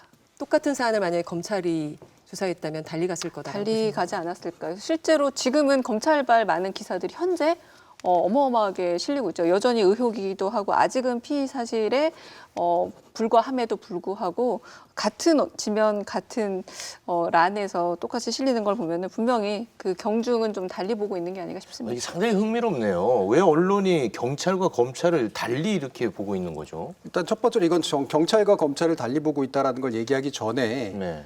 일단 1차적인 동의는 정치적 유불리다라고 하는 게 거의 명확해 보이고요. 사안이 가지는 정치적 유불리에 의해서 사안에 피의 따라. 사실을 누가 주든 받아먹느냐 아니냐의 차이가 일단 나타난다라고 하는 거고, 두 번째로 정치적 유불리가 그다지 만약에 작동하지 않거나 또는 작동한다고 하더라도 충분히 유혹이 되는 그런 식의 정보가 경찰에서 나왔거나 검찰에 나왔을 때, 또는 충돌하는 정보가 나왔을 때 누구 걸 더 중시할 것이냐. 그럼 또 이것도 명백하게 검찰의 것을 훨씬 더 중시하는 경향이 또 나타나요. 그 희한하네. 그러면 이거는 언론의 무의식이든 의식이든 안에 같은 권력기관이라고 하더라도 또는 공공정보의 어떤 출처라고 하더라도 검찰의 권력을 더 높게 치는 또는 검찰의 어떤 정보를 더 신뢰할 것으로 치는 그런 어떤 이제 것이 자리 잡고 있다는 거죠. 야, 이거 흥미롭다. 김남규 변호사 어떻게 보통은 생각하세요? 이제 이런 중요한 수사를 검찰이 경찰에게 놔두질 않거든요. 원래대로 했으면 이제 빨리 우리한테 정보를 이첩을 시키고 수사를 송치를 해가지고 우리가 수사하겠다 그랬을 텐데, 경찰이 이제 이런 어떻게 보면 울산 지역에서는 나름대로 이게 권력형 비리일 수 있을 텐데 그런 수사를 이제 경찰이 직접 하겠다고 한 거에 대해서도 검찰의 입장에서는 좀 좋지 않게 봤을 가능성도 있죠. 그리고 처음부터 우리의 지휘를 받으면서 수사를 하지 않고 자기 나름대로 수사를 진행을 하고 나중에 그거를 이제 그 송치를 하겠다라고 했던 거에 대해서도 이제 검찰의 입장에서는 이제 예전의 관행에 비춰 본다 그러게 되면 이제 좋지 않게 봤을 가능성이 좀 있는 것이죠. 그 검찰이 이 장문의 이 불기소 결정서에서 경찰이 언론에 입증되지 않은 피의 사실을 흘리고 있다며 아주 강한 지적을 했는데, 최근에 나오는 이제 기사들이 보통 처음부터 청와대 하명 수사 의혹 논란이다 뭐 이런 식으로 제기가 되니까 검찰도 똑같은 일을 하고 있는 게 아니냐, 똑같이 흘려서 언론 플레이를 하고 있는 게 아니냐 이런 지적을 받고 있습니다. 지난달 28일 동아일보 일면 기사 박형철, 김기현 첩보 보고서 백원우가 줬다 해서 김기현 울산시장에 대한 비리 의혹 첩보 보고서는 청와대 백원우 대통령 민정비서관이 박형철 반부패 비서관에게 전달한 것으로 27일 확인됐다. 박 비서관은 지방선거를 전후해 현직 선출직 공직자와 관련한 비리 첩보가 이런 경로로 전달된 것은 김 전 시장의 사례가 유일했다. 똑똑히 기억한다라고 검찰에 진술한 것으로 알려졌다. 이런 보도를 냈었고요. 조선일보는 같은 날 일면 기사에 울산시장 첩보 문건 만든 건 청실세 백원우에서 지난해 6월 지방선거를 앞두고 진행된 경찰의 김기현 당시 울산시장에 대한 수사 근거가 된 비위 첩보 문건을 백원우 당시 청와대 민정비서관실에서 만든 사실이 검찰 수사에서 확인된 것으로 27일 알려졌다. 중앙일보도 역시 일면 기사에 청와대 하명 첩보에 김기현 수사 부진, 경찰 질책이라는 기사를 냈습니다. 일단 검찰발 보도로 의심이 되는 이 거의 첫 보도들에 대해서는 어떻게 보시는지요? 처음부터 사실은 이렇게 보도가 시작되니까 많은 분들이 검찰발 기사를 계속 언론이 쓰고 있구나라고 의심을 했거든요. 그 청와대라는 말이 들어가는 순간 굉장히 스캔들성 기사처럼 보이죠. 그런데 엄밀히 말할 수 있는 부분은 아직 정확하게 밝혀질 것은 아무것도 없는 상태로 의혹이고, 그리고 수사는 진행 중인 상태인데 우리가 여러 번 얘기했고 조금은 좀 피로해진 상태이긴 합니다만 이런 방식으로 검찰발 기사가 지면들을 채우고 있는 건 맞아 보입니다. 그런데 여기서 좀 핵심을 봐야 될 거는 어떤 점에서 우리가 계속 얘기하고 있지만 뭐 검경수사권 조정 합의안을 행안부와 법무부가 동일하게 대등하게 지금 서로 사인하고 좀 조정한 것 같지만 어떤 점에서는 계보가 있고 외계가 있는 게 사실 엄밀히 말해서 맞다는 거죠. 그건 우리가 기사로 다루고 있는 언론만 보도 알 수 있는데요. 경찰발보다 검찰발이 훨씬 더 중대한 사항이라는 점에서 좀 위계를 두고 언론에서 다루고 있고, 무엇보다 검찰이 좀 이렇게 상위 권력을 노린다는 점에서 청와대를 좀 계속 적시하고 한편으로 거기에 대해서 쓰고 있다는 것에 대해서 또 굉장히 또 관심을 보여주는 구조를 갖고 있기 때문에 저는 결론적으로 이 청와대의 결국은 하명 수사 논란이 사실인지 아닌지 밝혀지는 것 이상으로 검찰은 검경 수사권 조정에 있어서 검찰이 훨씬 더 객관적이고 합리적인 수사권을 가지고 그리고 행사할 수 있는 기관이라는 점을 어필하는 데 있어서 부족함이 없기 때문에 계속 이런 식의 기사를 내는 것은 아닌가라는 생각이 들기도 합니다. 이거는 뭐 너무나 명확하게 검찰이 사실은 경찰에 대해서 그렇게 비판했던 것을 반복하는 그런 행태고, 심각성은 제가 볼 땐 더 심각한 측면들이 더 크다고 봐요. 근데 이제 이게 사실은 일반적으로 요즘에 와서야 이제 문제가 되고 그러니까 사람들이 좀 똑똑해져서 누가 흘린 기사인지라고 하는 것들을 보기 시작을 했지. 불과 얼마 전까지만 해도 이게 누구의 발, 누구에 의해서 만들어진 기사냐라고 하는 것에 대해 사람 신경 안 썼단 말이에요. 네. 특히나 검찰발 기사가 그렇게까지 많음에도 불구하고 대부분 검찰이 터뜨리는 그런 기사의 형태들은 거대 권력과 싸우는 재벌이라든가 주요 공직자라든가 심지어 이번 건 같은 경우는 청와대하고 싸우는 모습이 연출되기 때문에 누가 흘렸는지에 대한 것들이 싹 사라지는 그런 네. 모습들이 나타납니다. 이 효과 자체가 큰 정치적 스캔들 효과가 나타나기 때문에요.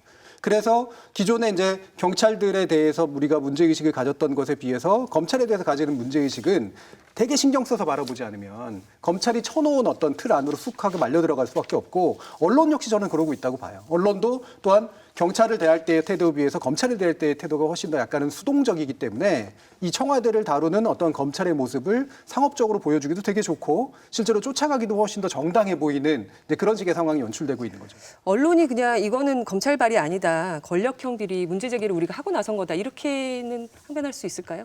그러니까 이제 언론이 자체적으로 이제 여러 가지 취재를 했더니 그런 혐의점이 있어서 보도를 하는 거다 그러면 이제 그건 언론 나름대로 뭐 취재를 해서 한 거구나 이제 이렇게 생각할 수 있잖아요. 근데 그게 수사를 하는 검찰에서 어떤 수사 정보 그러니까 어떻게 보면 굉장히 권위 있는 기관이고 정확한 실체 판결을 위해서 전문가들이 모여 있는 데고 거기서 나왔다라는 정보는 좀 다르게 받아들일 수가 있는 거잖아요. 이건 상당히 사실에 가까울 거다, 실제 진실이다 이렇게 이제 볼 수가 있는데 막상 검찰의 입장에서는 아직 수사를 시작하는 거잖아요. 지금 수사가 어느 정도 정리된 것도 아니란 말이에요. 증거들이 다 모인 것도 아니고 그 증거들을 갖고 또 분석을 해서 판단한 것도 아니고 어떻게 보면 초기 단계인데 이제 초기 단계에서부터 만일 검찰이 이제 본인들이 이렇게 상상 프레임을 지금 만들고 있는 그런 것들을 이제 언론에 흘려서 마치 그 프레임이 이제 진실일 것처럼 이제 얘기를 한다면 그건 좀 문제가 큰 거죠.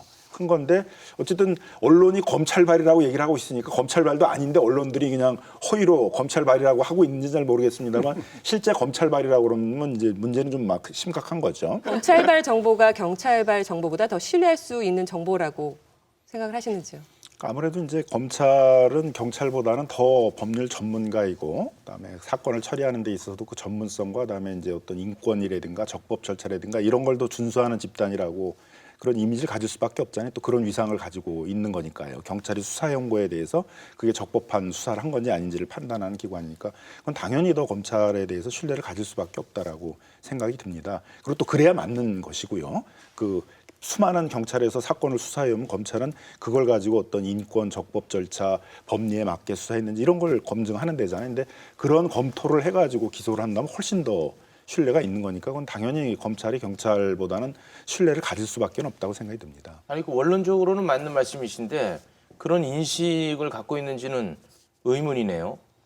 사실 힘이 더 있는 거 아닌가. 이번에 그 핸드폰만 하더라도 바로 압수수색해서 핸드폰 가져갔지만 경찰은 그걸 다시 갖기 위해서 영장을 청구해서 그 가져간 검찰에 의해서 영장을 받아야 다시 받을 수 있는 관계니까 어떤 점에서 검찰이 더 신뢰할 수 있는 기관이다라는 원론적인 얘기도 가능하지만 훨씬 더 수사에 대한 권한이 많고 그리고 수사할 수 있는 어떤 가능성이 더 높고 그리고 경찰은 꼭 그렇지는 않습니다만 결국은 조금 하위 구조 안에서 좀 계속해서 지휘를 받아야 되는 입장이기 때문에 검찰발 뉴스 혹은 검찰발 수사가 더 좀 관심의 대상이 되는 건 아닌가라는 좀 현실이 있는 듯합니다. 저는 이게 이제 실제로 그 지금까지 드러난 그 검찰발 기사와 경찰발 기사들로 봤을 때 검찰이 제공했던 정보가 결국은 경찰들보다 훨씬 우월하더라. 라고 하는 어떤 실증적 판단에 의해서 이루어지고 있는 일이 아닌 것 같아요. 상당 부분은 관행이고 권력의 반영이고요. 근데 완전히 권력의 반영도 아니라고 보는 게 예를 들면 언론이 경찰을 대하는 태도는 일종의 밥으로 대하거든요. 상당히 많은 부분에서. 일선 기자들이 경찰청장을 대하는 태도를 보세요. 그러면 정보를 뜯어낼 정도의 대상으로 보지 실제로 존중하지 않거든요. 근데 검찰총장이라든가 검사들을 대하는 태도는 굉장히 다릅니다. 언론이 훨씬 더 수동적이고 종속적이에요. 이거는 한국의 어떤 취재 과정에서 굉장히 좀 그런 식의 관행들이 구조가 상당히 굳어져 왔기 때문에 나오는 현상이라고 보고요. 심지어는 어떠냐면 기자들이 청와대를 대하는 태도, 기자들이 또는 주요 국무총리라든가 이런 정부기관들을 대하는 태도에 비해서도 보면 일반적인 권력 서열에 비해서 거기는 훨씬 더 못 믿고 파야 될 대상으로 보지 검찰은 훨씬 더 믿고 그다음에 따를 대상으로 보는 그런 식의 실제 성향들이 나타나고 있다는 거죠. 야, 그거 참 흥미롭네요. 야, 그거 그리고 저는 희한하네. 이것이 우리나라에서 굉장히 특징적인 현상이라고 봅니다. 일본과 함께. 그러니까 이제 책임성이 더 있어야 되는 거죠. 그러니까 어쨌든 검찰 스스로는 경찰이 수사를 한 거에 대해서 적법 절차를 지켰는지 인권을 지켰는지 뭐 법리에 맞게 수사를 했는지를 자신들이 또 다시 한번 재검증을 한다는 거잖아요. 그러니까 그만큼 이제 책임이 있으니까 본인들은 경찰보다는 훨씬 더 높은 수준의 어떤 도덕성이라든가 전문성 이런 걸 발휘하려고 해야 되고 피의사실 공표 문제에 있어서도 경찰보다는 훨씬 더 높은 수준에 있어서 피의사실 공표를 하지 않도록 그런 피의자의 인권이 침해되거나 적법 절차가 적법 절차가 침해되지 않도록 그걸 잘 준수하도록 노력을 해야 되는데 검찰도 똑같은 행위를 해버리게 되면 이제 신뢰는 이제 없어지는 거죠. 그 전문 집단이라는 거에 대해서. 근데 이제 그런 점에서는 우리 검찰이 그런 적법 절차, 그다음에 피의사실 공표 같은 걸 하지 않으면서 피의자의 인권을 지킨다. 그다음에 실체 진실 발견을 위해서 사건에 대한 욕심이 아니라 그 진실 발견을 위해서 노력한다. 이런 부분에 대해서 신뢰를 쌓은 것들이 좀 부족하기 때문에 항상 이 검찰 개혁이라는 게 이렇게 우리 국가에서 이렇게 화두가 되고 있는 게 아닌가 생각이 들어요. 원래 원칙적으로는 검찰의 정보가 훨씬 더 신뢰가 가야 함에도 불구하고. 그렇죠. 그럼 당연히 그래야 되겠죠. 이 체계 자체가 경찰에서 수사한 거에 대해서 다시 그걸 다시 들여다보는 역할을 해야 되는 것이잖아요. 현재까지 이제 검찰의 행동이 그것을 반증해 버렸다라고 하는 게 더 심각한 문제죠. 근데도 언론은 여전히 그 검찰을 신뢰할 만한 존재로 정말 믿고 싶은 건지 실제로 그렇게 믿고 있는 건지 잘 모르는 상황인 거예요. 그 예전에 조국 전 장관 관련 보도와 관련해서 민주언론 시민연합이 신문보다 방송 뉴스의 검찰발 단독 보도 비율이 더 높았다. 이런 조사 결과를 냈었는데요. 이번에는 이번 사안과 관련해서 방송 뉴스들의 검찰발 단독 보도 계속 내고 있는데 몇 가지 좀 살펴보겠습니다.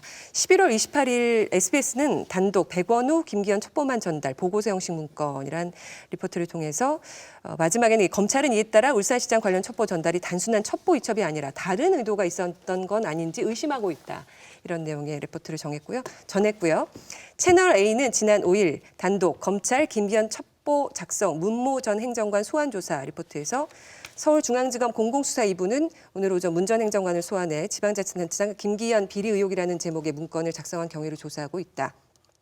문 전 행정관은 김경수 경남도지사의 고등학교 동기다. 이런 보도를 냈습니다. 일단 방송 뉴스들에서 다루고 있는 검찰반 단독 보도 어떻게 보시는지. 지면 같은 경우는 아무래도 굉장히 다양하게 다룰 수 있습니다만 지금처럼 피의 사실 정도 의혹일 때는 확실히 드러난 사안이 없기 때문에 그리고 지난번 우리 조국 정국 겪었을 때처럼 굉장히 다양한 이야기들이 많은 게 아니기 때문에 오히려 다루는 게 소홀할 수밖에 없겠죠. 그러니까 자신의 정견 내지는 정파적인 입장 내지는 이 사건에 대한 해석을 실어야 되는데 오히려 저는 방송 뉴스는 시간적 제한 때문에 어떤 이것에 대한 견해 내지는 분석이나 해석보다도 의혹 자체를 전달하는 것만으로도 뉴스의 가치를 가질 수 있다고 판단하는 것 같고 그래서 이 리포트를 보더라도 자세한 정황이나 이런 것들이 반영되어 있는 것들이 아니라 의혹이 있다라는 걸 전달하는 것에서 끝납니다. 그리고 그런 부분에서 어떤 점에선 제약이라고도 할 수 있을 시간적인 어떤 그런 제한이 되려 의혹 보도하고 의혹이 좀 확산될 수 있는 실마리만 던지는 데는 좀 활용이 되고 있는 것이 아닌가라는 생각이 들기도 합니다. 이게 이제 보면은 결국 검찰도 이게 그 피의 사실을 흘린다 그럴 때 주로 영향력이 큰 언론 매체를 활용한다라는 느낌이 들거든요. 방송 같은 게 신문보다 훨씬 영향력이 있어 보이고 또 신문 같은 경우도 주로 메이저 신문만 이런 검찰발 단독 보도라는 걸 하고 있거든요. 그러니까 이건 사실은 상당히 불공정의 문제도 있어요. 우리가 그 마이너한 언론들은 검찰발 피의 사실이라는 걸 얻어가지고 뭐 단독 보도니 무슨 속보니 이런 걸 거의 못 하고 있거든요. 이런 걸 보게 되면 이제 검찰이 어떻게 보면 관계를 맺고 있는 그 언론과 어느 정도 이렇게 유착이 돼서 이렇게 돌아가면서 주요한 피의 사실 같은 것들을 흘려주고 있는데 그게 주로 메이저 언론에 속하는 방송이나 큰 신문들인 거고 그런 이제 뭐 인터넷 언론이라든가 작은 좀 그런 언론 같은 경우는 그런 기회를 보장받지 못하기 때문에 그래서 반드시 피의 사실을 공표할 필요가 있다. 뭐 의혹이 너무 많아가지고 그걸 제대로 해명할 필요가 있다는 거. 오히려 피의자의 인권을 보호하기 위해서는 제대로 된 수사의 내용들을 공표할 필요가 있다. 그러면 공개 브리핑을 하라는 거거든요. 그럼 공개 브리핑을 하게 되게 되면 언론끼리도 서로 경쟁적으로 검증을 할 수 있게 되고 또 체계적으로 얘기가 전달되니까 의혹 보도 이런 식으로 안 흘릴 수가 있잖아요. 근데 그런 공개 브리핑식이 아니라 특정 언론에 대해서만 이렇게 살짝 정보를 흘려주는 식으로 하게 되면 그 보도 자체도 이미 거기서 불공정이 나타나는 거죠. 마이너 언론들은 거기에 접근하기가 어렵게 돼버리는 문제가 생긴다는 거죠. 그러니까 이제 마치 언론들이 그 검찰의 동향을 스포츠 중계하듯이 보도하는 게 정당하다라는 무의식이 안에 깔려 있잖아요. 대부분 다 검찰은 뭐뭐 하고 있다. 검찰은 뭐뭐 하고 있다고 검찰이 누군가를 불러서 수사하는 거. 이거를 보도하면 전체 정보를 제대로 전달하고 있다라는 착각이 아주 강력하게 작동을 하고 있단 말이에요. 언제부터 이 검찰이 권위 있는 전문가로서 아무런 어떤 반대 증거나 반대 어떤 견해를 제시할 수 없는 어떤 굉장히 단단한 사실을 이야기하는 존재가 됐는지 이것도 좀 전 되게 의아하고요. 그다음에 말씀하신 것처럼 이거를 쪼개준 흔적이 너무나 명확해요. 안 그랬으면 이런 방송사들이 돌아가면 단독을 할 수가 없는 상태겠죠. 그럼 쪼개줬다라고 하는 것 자체에 의도성이 들어가 있는 거잖아요. 그랬을 때 이 검찰이 쪼개준 것에 대한 의도성을 탐색할 것조차도 언론의 책무임에도 불구하고 그러지 않고 경쟁을 회피하는 방식으로 이제 활용을 하는 거죠. 그러니까 공보를 만약에 제대로 했다면 당연히 그때부터는 이 검찰이 공보한 내용이 맞는지 안 맞는지를 경쟁적으로 검토하는 상태가 될 텐데 그렇지 않고 쪼개주니까 이거는 그냥 믿고 그냥 가도 상관이 없는 상태가 돼버리는 거예요. 그러니까 우리가 언론과 정치를 할 때도 얘기했지만 언론이 환경 감시 기능, 권력 감시 기능 한다고 하지만 저는 검찰에 대해서 이렇게 탐사하거나 취재하는 경우 뭐 최근에 있었습니다만 거의 못 본 듯해요. 거기서는 정보를 얻어야 되는 절대적인 정보를 가진 대상으로만 여겨질 뿐이라는 거죠. 그래서 기사나 기자분들을 보자면 그래도 가령 선출직이기 때문에 국회에 대한 보도는 탐사 보도, 의미 있는 보도들 꽤 있는 듯합니다. 그리고 유의미한 결과를 가져내기도 하고요. 그런데 검찰에 대해서는 그게 가능한가? 저는 불가능하다라고 보여지고 이 역시도 그래서 검찰은 언제나 진실함과 선 그리고 어떤 점에서는 절대적으로 많은 정보를 쥐고 있기 때문에 취재해서 얻어내야 되는 대상이지 그 내부를 들여다보고 파고 탐사해야 될 대상으로 보지 않는다는 게 이번에도 여지없이 드러난다고 보여집니다. 지난 3일에 청와대 대변인이 이런 발언을 했습니다. 검찰은 12월 1일부터 피의 사실과 수사 상황 공개를 금지하는 형사 사건 공개 금지 규정 제도가 시행되고 있음을 명심해 주시기 바랍니다. 라고요. 이 형사 사건 공개 금지 규정 제도 어떤 것인지 좀 자세히 설명 부탁드립니다. 먼저 이제 그 예전에 그 노무현 대통령의 이제 그 논두렁 뭐 시계 사건이라는 게 있었습니다. 그 노무현 대통령이 무슨 고가의 시계를 그 논두렁에다가 버려가지고 이제 증거를 은폐했다는 식의 보도를 검찰이 이제 했는데 나중에 결국 국정원의 공작이라는 게 드러났거든요. 근데 그게 노무현 대통령의 이제 엄청난 명예를 훼손하게 되고 노무현 대통령이 이제 자살에 이르게 하는데 상당히 영향을 줬기 때문에 그 사건을 계기로 해서 이제 공보 준칙이라는 걸 만들었어요. 그래서 원칙적으로 피의 사실은 수사 단계에서는 공표하지 말고 예외적으로 이제 할 수 있는 것들이 이제 그 언론에서 의혹 보도들이 너무 많아서 오히려 이제 공개적인 브리핑을 통해서 그걸 정리해 줄 필요가 있다라든가 피의자의 인권 보호를 위해서는 오히려 이제 공표를 할 필요가 있다든가 이런 예외적인 경우에 이제 하도록 하고 반드시 공개 브리핑 방식으로 하도록 하라라는 준칙을 만들었는데 그게 세부적으로 되질 않다 보니까 안 지킨 거죠. 그 이후로. 그래서 이제 조국 장관이 그 장관이 된 다음에 이걸 좀 세부적으로 그 외국의 여러 제도 같은 것들을 보면서 세부적으로 만들어서 뭐 예를 들면은 그 공개 브리핑을 할 때 피의자에 대해서는 이름이 드러나지 않도록 뭐 A 땡땡 뭐 이렇게 하라. 뭐 직업은 드러낼 수 있는데 이런 방식으로 표현을 하도록 하라. 뭐 이제 이런 이제 자세한 세부적인 내용들을 이제 만든 게 이게 이제 그 형사 사건 보도 공개 규정이라는 것인데요. 요게 12월 1일부터 이제 시행이 되고 있고 그래서 그 절차도 이제 만들었어요. 전국 검찰마다 전문 공보관이라는 걸 둬서 그 전문 공보관만 이제 그 피의 사실에 대해서 공개 브리핑을 이렇게 하도록 이렇게 이제 했는데 그 절차에 따라서 지금 검찰이 그 공개 브리핑을 하면서 무슨 청와대 하명 사건에 대해서 언론에 정보를 주는 게 아니라 과거의 방식대로 또 흘리기식으로 하고 있다. 이제 이런 지금 비판이 일어나고 있는 거죠. 전문 공보관이 지금 있긴 있습니까? 다 이제 지정이 돼 있습니다. 네. 그래서 그런지 그 언론사 기자들은 굉장히 불만의 목소리를 이제 기사를 통해서 내보내고 있는데요. 경향신문 지난 4일 하명 수사도 비공개 현실된 깜깜이 검찰 수사라는 제목의 기사를 냈습니다. 검사들은 규정 위반으로 법무부의 첫 감찰 대상이 되지 않기 위해 훈령 시행 후 언론 접촉을 피하고 있다.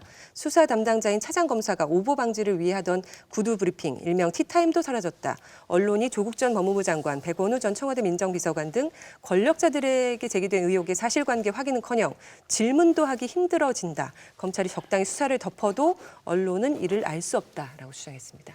그러니까 오히려 이렇게 정치적인 관심이 크고 의혹 보도가 난무하고 있으면 지금 원칙에 의하면 공개 브리핑을 해야 되는 거거든요. 그 의혹 보도가 된 건 사실이 아니고 뭐에 대해서는 전 우리가 아직 수사를 하고 있는 것이고 아직 밝혀지지는 않았고 뭐에 대해서는 지금 이 정도 수준으로 확인됐고 이런 것들을 공개 브리핑을 해야 되는 거죠. 정리된 내용을 가지고요. 네. 근데 그걸 안 하고서는 계속 이렇게 특정 언론에 대해서만 흘리식으로 그 내용을 보내는 거 이런 게 이제 문제가 된다는 것이거든요. 그러니까 자꾸 이제 특검 같은 걸 할 때는 다 그 피의사실 공표한 거 아니냐 그러는데 그건 특검법에서 아예 그렇게 체계적으로 공개 브리핑을 하도록 했거든요. 근데 왜 그렇게 되냐면 특검위에서 수사하는 것 자체가 국민적인 그 관심사의 내용들이고 각종 의혹에 난무하는 그런 사건들이잖아요. 그러니까 그런 건 오히려 공개 브리핑을 해가지고 정확하게 대응을 이제 해야 되는 거죠. 그러니까 그 그냥 모든 사건에 대해서 다 깜깜이로 하라. 전혀 하지 말라라는 게 아니라 이제 이런 의혹 보도가 된다든가 오히려 이미 피의자의 어떤 인권이나 이런 게 많이 침해되고 있다든가 이런 부분들은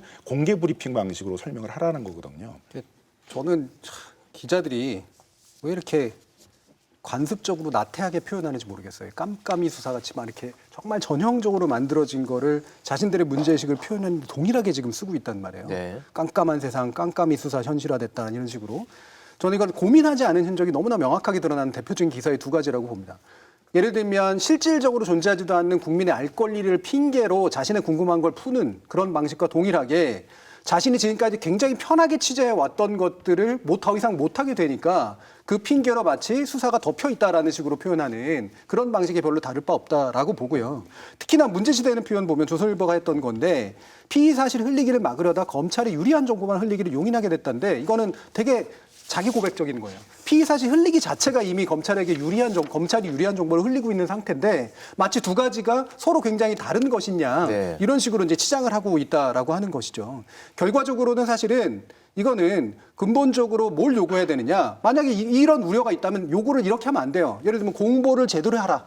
공보 제도를 제대로 만들어라. 그다음에 정보공개 청구 제도 같은 거 보완해라. 그래서 우리가 요구하면 제깍 내놔라. 이런 식으로 하든가. 그다음에 사실은 근본적으로는 이 수사나 기소가 누군가에 의해서 독점되어 있는 상황을 제도적으로 해결해야 됩니다.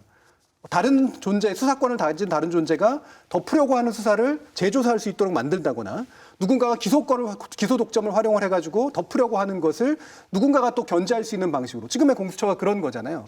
결국은 수사권이나 기소권이 독점됨으로 인해서 나오는 그런 식의 문제를 견제와 균형으로 푸는 것이 훨씬 더 근본적인 것인데 마치 지금처럼 피의사실 흘리기를 그냥 지속하는 것이 깜깜이 수사를 예방하는 것이냐 얘기하는 것은 말도 안 되는 얘기인 거죠. 조선일보 내용에 보면 전문 공보관은 깜깜이 수사라는 비난을 피하기 위해 법무부가 신설한 자리다. 검사와 기자 간 대화를 차단하는 대신 대답하라고 만든 자리였지만 이날 이 공보관은 모른다는 말만 30번 이상 반복했다.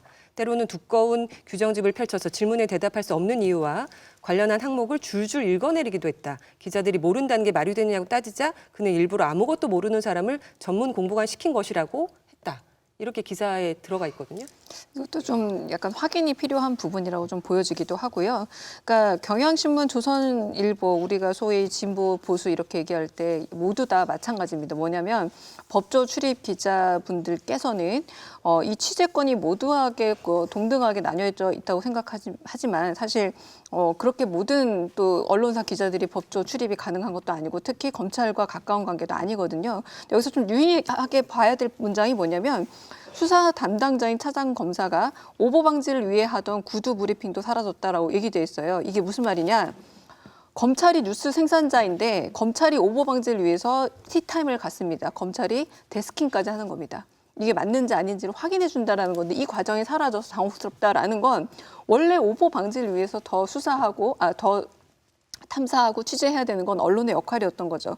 그리고 조선일보 이 기사에서도 한편으로는 정규영 전문 공보관의 대답을 싣고 있는데 중요한 건 여기서 지금 얘기하고 있는 게 사건이 뭐냐면 유재수 전 부산시 경제부시장이 이 제도의 첫 수혜자라는 걸 쓰고 싶어서 쓴 기사거든요. 무슨 말이냐면 선택적 정의라는 겁니다. 우리가 조금 전까지 얘기했던 김기현 수사에 대해서는 이게 과연 전문 공보관이 대답해야 될 건데 왜 이렇게 흘리기로 나왔냐라는 기사가 동등하게 실린 게 아니라 원하는 것에 대해서 원하는 정보가 나오지 않자 선택적 정의로서 이렇게 무능한 정보 공보관이라는 이야기를 싣고 있다라고 보여지고 있고요.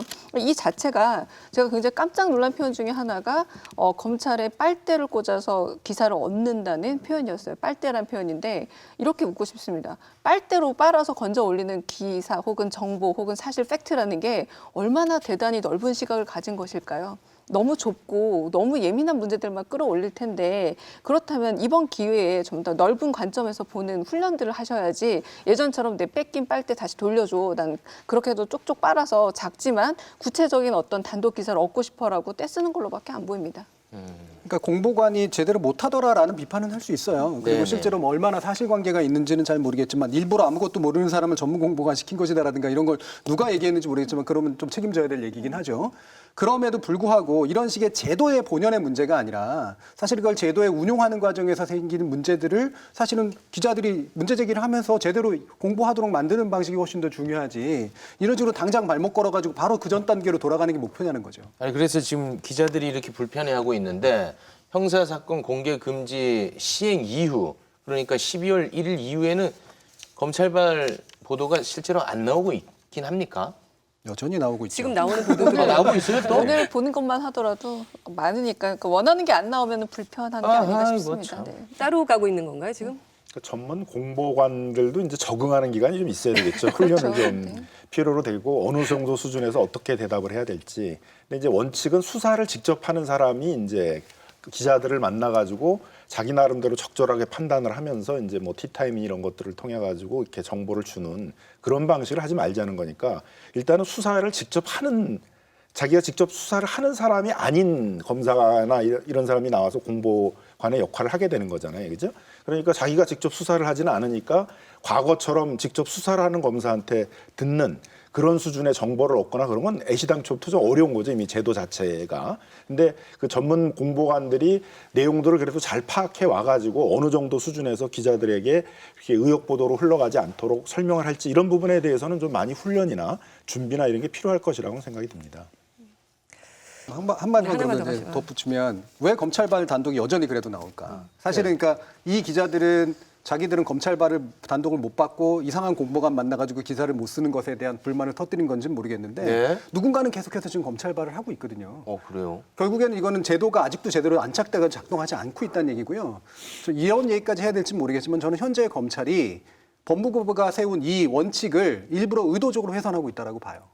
어디까지 할 수 있는지 보자라고 일부러 예를 들면 감찰 권한을 꺼내게 만들거나 칼을 꺼내게 만드는 상황까지도 일부러 촉진하고 있다라고 생각을 합니다. 그래야 권력 갈등이 상당히 극화가 되니까. 근데 왜 실제로 법무부는 감찰 안 해요? 법무부 벌써- 장관이 없어서요. 지금 벌써 예단하고 있잖아요. 감찰이 있을 것이라는 등 사건인데 저는 그러니까 말하자면 수사 담당하고 있는 검사가 공보관에게 뭔가 의견을 전달하고 정리된 어떤 수사 진척 사항을 전달해야만 뭔가 알 수 있지 않겠습니까? 그런데 만약에 이런 어떤 공보관 제도 자체에 실질적으로 수사를 임하고 있는 검사들이 동의하지 않는다면 여전히 아직까지 동의하고 있지 않는다면 알만한 그리고 의미 있는 정보를 이 공보관에게 줄까요? 이 공보관의 개인의 문제라기보다 여전히 아직 자리 잡지 못한 제도에 대한 좀 구조적인 문제가 남아 있는데 그 문제를 기자라면 썼어야죠. 왜 공보관은 아직 아무것도 모르는 상태로 있어야 하는가? 이 제도가 시행되고 있는데 왜 여전히 무력해야만 하는가에 대해서 질문을 던지는 게 기자지. 왜 내가 필요한 정보는 왜 쉽게 나오지 않는가에 대해서 그런 부분에 불만을 토로한다면 저는 그건 좋은 기자는 아니라고 생각합니다. 그러니까 이 정도 수준의 기사 쓰기가 저한테도 만약에 허용된다면 저는 당장 이렇게 쓸 거예요. 혹시 검찰은 공보관 제도를 무력하기 위해서 공보관한테는 정보도 안 주고 이상한 사람 앉혀놓고 일부러 못하게 해놓고 실질적으로 좋은 정보는 여전히 검찰을 통해서 다른 검사들을 통해서 흘리고 있는 거 아닌가 의심할 수 있는 거잖아요, 사실. 그렇게 대놓고는 못하고 있다는 거죠? 그러니까 공보관이라는 게 굉장히 어려운 이것도 굉장히 그 분야에서는 전문적인 그럼요. 걸 맞아요. 거예요. 그러니까 네. 언론들이 뭐를 의혹을 갖고 있는지를 다 조사를 해서 그걸 수사하는 팀하고 만나가지고 언론들이 이런 의혹들을 갖고 있는데 어떤 건지를 확인해서 그게 어떤 수준에서 보도를 정보를 제공할지 이런 것들을 판단을 해야 되잖아요, 그죠? 그러니까 양측을 오고 가면서 굉장히 전문적인 역할을 해야 되는데 그냥 사람만 지정해놓고 막상 어떻게 해야 되는지 역할 같은 거에 대해서 충분히 그 논의가 안 돼 있을 수도 있고 또 전문 공보관으로 온 사람들도 처음 일이니까 언론과 이 수사 담당하는 검사들 사이에서 어떤 역할을 해야 될지를 아직 이렇게 잘 정립하고 있지 못할 수도 있거든요. 그러니까 그런 부분들에 대해서는 계속 훈련이 돼가야 되는 거고 언론들도 계속 검증을 하면서 전문 공보관의 역할이 뭐 해야 되는지에 대해서 계속 그 비판도 하고 그런 게 필요하겠죠. 조국 전 장관 사태 이후로 사실 시간이 꽤 많이 흐른 것 같은데 언제쯤 되는 거예요? 그 훈련이 끝나는 지점은? 아니, 그러니까 그건 이제 계속 이런 사건들이 많이 생겨가지고 언론이 의혹들을 많이 또 제기하면 그 제기된 의혹들에 대해서 수사팀하고 소통을 하게 되면서 어떻게 그걸 설명을 해줘야 되고 불필요한 의혹들이 생기지 않게 할 것인가는 뭐 굉장히 많은 경험들이 좀 축적이 돼야 되는 측면이 있겠죠. 언론이 경찰과 검찰의 갈등, 나아가서 검찰과 청와대 간의 갈등을 더 격화시키고 있다. 이런 비판도 있습니다. 어떻게 생각하십니까? 그러니까 이제 이렇게 구도가 만들어지는 것 같아요. 마치 우리나라는 지금 검찰하고 그 청와대가 이제 무슨 큰 싸움을 벌이고 있는 것처럼 이렇게 돼 있는데 검찰도 사실은 행정부 내에 있어서의 한 기관이잖아요. 네. 그리고 개통적으로는 이제 결국 그 개별 수사에 대해서 무슨 청와대나 이런 데가 지휘를 하면 안 되겠지만 이제 법무부 장관이 전체적으로 수사 체계의 운영이나 이런 거에 대해서는 검찰총장과 상의를 하면서 지휘를 하는 그런 체계로 돼 있거든요. 그래서 그런 게 정상적으로 돌아가고 있는 것이라고 저는 보여지고요. 근데 마치 이제 우리 행정부 내에서 이런 그 검찰 행정과 관련해 가지고는 제대로 된 이제 행정들은 거의 이제 마비되고 마치 검찰과 이게 청와대와의 어떤 무슨 전쟁이 벌어지고 있는 것처럼 얘기하는 건 굉장히 과도한 언론 보도가 아닌가 이렇게 이제 생각이 들고요. 뭐 그렇게 된 데는 뭐 청와대가 잘못한 것도 있고 저는 뭐 검찰이 잘못하고 있는 부분도 있다고 생각이 듭니다만 검찰이 또 지나치게 지난 권력뿐만 아니라 살아있는 권력에 대해서도 우리가 한번 제대로 수사하는 것들을 보여주겠다라는 그 강박 때문에 너무 무리하게 절차 진행이나 이걸 하다 보니까 그렇게 비춰지게 만든 측면들도 있었다고 생각이 듭니다. 저는 이게 뭐 언론이 너무나 좋아하는 프레임이죠. 그러니까 갈등 위주의 보도, 네. 대립 위주의 보도. 그래서 마치 스파링 파트너가 있어가지고 서로 권투질을 해야 네. 그래야지 굉장히 재미난 보도가 이루어진다라고 하는 어떤 관습 속에서 나온 것이 일단 1차적으로 있고요. 2차적으로는 그러나 그런 관습을 하는 데 있어서 적절한 파트너들을 배치했는가라는 데에서 고민은 좀 해야 될 필요가 있거든요.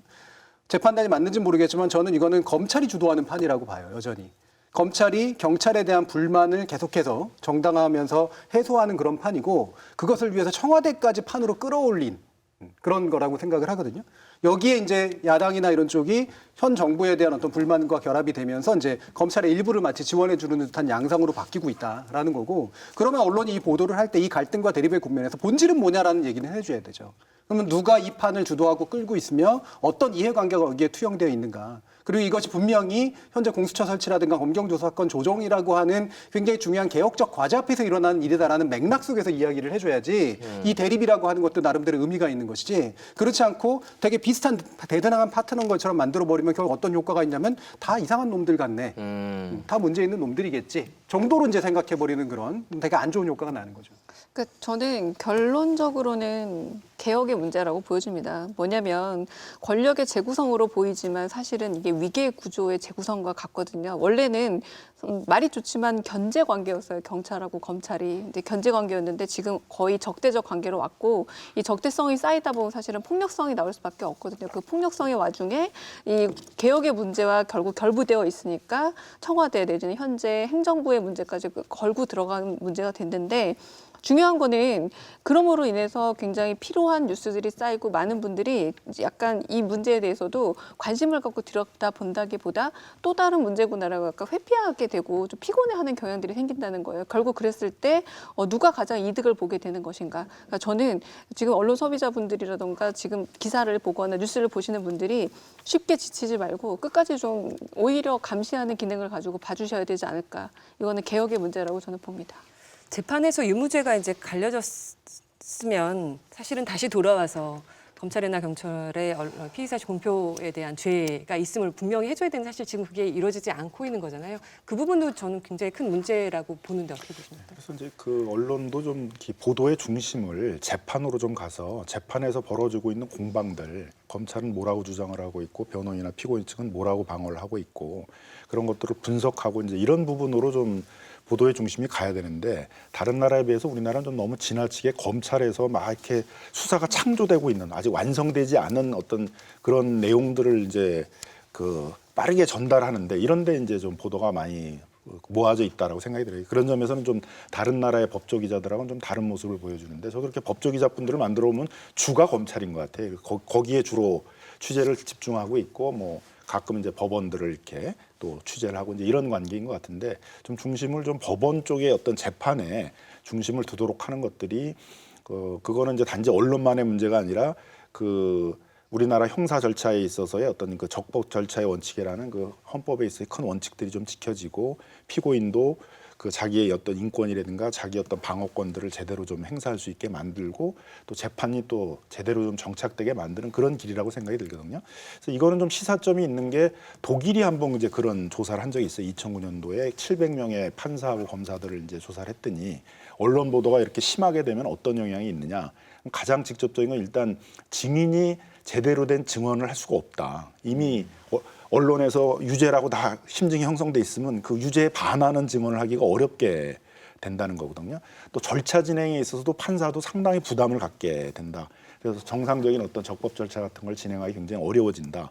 유무죄까지 영향을 주진 않지만 적어도 양형이나 이런 데 있어서는 크게 영향을 주게 된다. 이렇게 이제 얘기를 하고 있어요. 그래서 그 재판이 시작되기 전에 이미 유죄다 뭐 무죄다 이런 힘증을 다 형성해 놓는 이런 식의 이제 보도에 대해서는 좀 언론에서도 좀 자제를 하고 그런 재판을 중심으로 보도하려는 이제 그런 노력들을 좀 해줘야 되는 것이 아닌가 생각이 듭니다. 제가 이제 여쭤보고 싶었던 거는 저희 검찰이 불기소 결정서에서 얘기한 것처럼 판사가 무죄를 선고했을 때 이 언론에 보도된 내용들에 대해서 피의사실 공표죄 및 명예훼손죄가 성립될 수 있는 바라는 표현이 나오잖아요.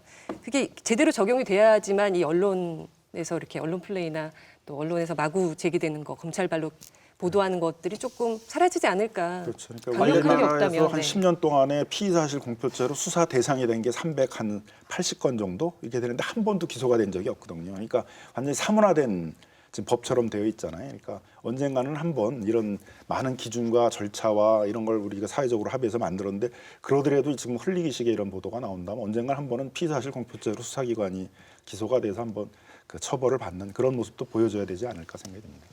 사문화된 게 아니라 사문화시킨 거네요. 검찰이 사문화 기소권을 시켜서 가지고 있고 사문화된 거. 검찰이 주로 흘리는 주체이기 때문에 생긴 현상이죠. 네. 마무리 하실 말씀들. 저는 이제 이 부분은 결국에는 이런 얘기들 기자들이 되게 많이 하는데 그 깜깜이 수사과로 얘기했던 것 같은 거. 일단은 수사 단계에서 기사가 만들어질 수 있다는 인식 자체가 사라지지 않으면 안 된다라고 봐요. 결국은 실제 범죄 사실에 대한 충분한 증거들이 수집이 되고 나서 그 증거 능력을 다투는 단계에서의 보도의 가치가 훨씬 더 높다라는 판단. 그게 이제 공판 중심의 보도를 얘기하신 건데 우리는 되게 미완성된 수사가 굉장히 정당한 정보인 것처럼 취급받는 되게 기이한 현상이 있다. 이 부분은 정말 잘못된 거다. 그러니까 뭐 깜깜이 수사를 논의하기 전에 이 수사 자체에 대한 보도를 하는 것부터가 뭔가 문제가 있는 거다라고 하는 인식이 일단 확실하게 돼야 될 것 같고요. 만약에 그 과정에서 예를 들면 외부의 압력이라든가 내부의 어떤 문제로 인해서 부당한 행동들이 일어나서 제대로 수사가 안 이루어지거나 제대로 기소가 안 이루어지는 과정이 있었다. 그러면 그거는 피의사실 흘리기나 공표를 통해 가지고 해결할 문제가 이제 더 이상 아니라 내부 고발자를 끄집어내야 되죠. 또는 정보 공개를 요청한다든가 이런 식으로 뭔가 압박, 그러니까 기자들이 정당한 취재를 통해 가지고 그 당사자들이 토해내지만 않으면 안 되는 상황들을 만들 정도의 취재력을 가지든가 아니면은 내부 고발자들을 자꾸 이제 끌어내 가지고 그 내부 고발자를 통해 가지고 실제로 그것이 폭로되도록 만든다든가라는 분명히 다른 과정들이 있음에도 불구하고 왜 지금 정확히 문제가 되는 이런 것들을 계속해서 집착하고 있는가 여기에 대해서 반성을 해야 된다고 생각합니다. 저는 언론이 자기 중심을 잡지 못할 때 저는 한편으로 굉장히 중요한 거 지금 검찰과 경찰의 싸움에 언론이 굉장히 휘둘리고 있는 형국이라는 겁니다. 양쪽에서 견제를 하고 자신이 오히려 취재를 해서 양쪽을 건드리고 있는 것이 아니라 검찰도 피의사실 공표를 했다. 경찰도 피의사실 공표를 했다. 그 한가운데 언론이 있다는 건데 결국 언론이 언제나 진실이라는 밋밋한 그런 결과물보다는 의혹이라는 굉장히 매력적이고 한편으로 구미를 당기는데 굉장히 몰려갔기 때문에 그 꿀을 따기 위해서 많은 벌들처럼 거기에 몰려갔기 때문에 이런 현상이 빚어진 거라고 보여지고요. 중요한 건 언론이 그럼으로 인해서 정말 중심을 잡고 과거처럼 이제 단독이라던가 어떤 매력적인 몇 가지 파편화된 어떤 진실 의혹만을 전시함으로써 사람들의 주목을 받는 시대가 끝났다라는 걸 제발 좀 인지를 했으면 좋겠습니다. 최욱 씨의 깔끔한 마무리 부탁드립니다. 아니 뭐 저는 이제 겁이 많아서 그 기우이자 사족이 될 텐데 오늘 저희가 하명수사다 아니다라는 것을 말한 시간은 아니었다라는 거. 요거 꼭 얘기하고 싶었어요. 네. 경찰발 정보에 대한 언론의 받아쓰기 관행 또 검경 간 갈등 속의 언론 플레이 그로 인한 피의사실 공표 문제 짚어보는 그런 시간이었습니다. 김남근 변호사 고생하셨습니다. 고맙습니다. 네, 감사합니다.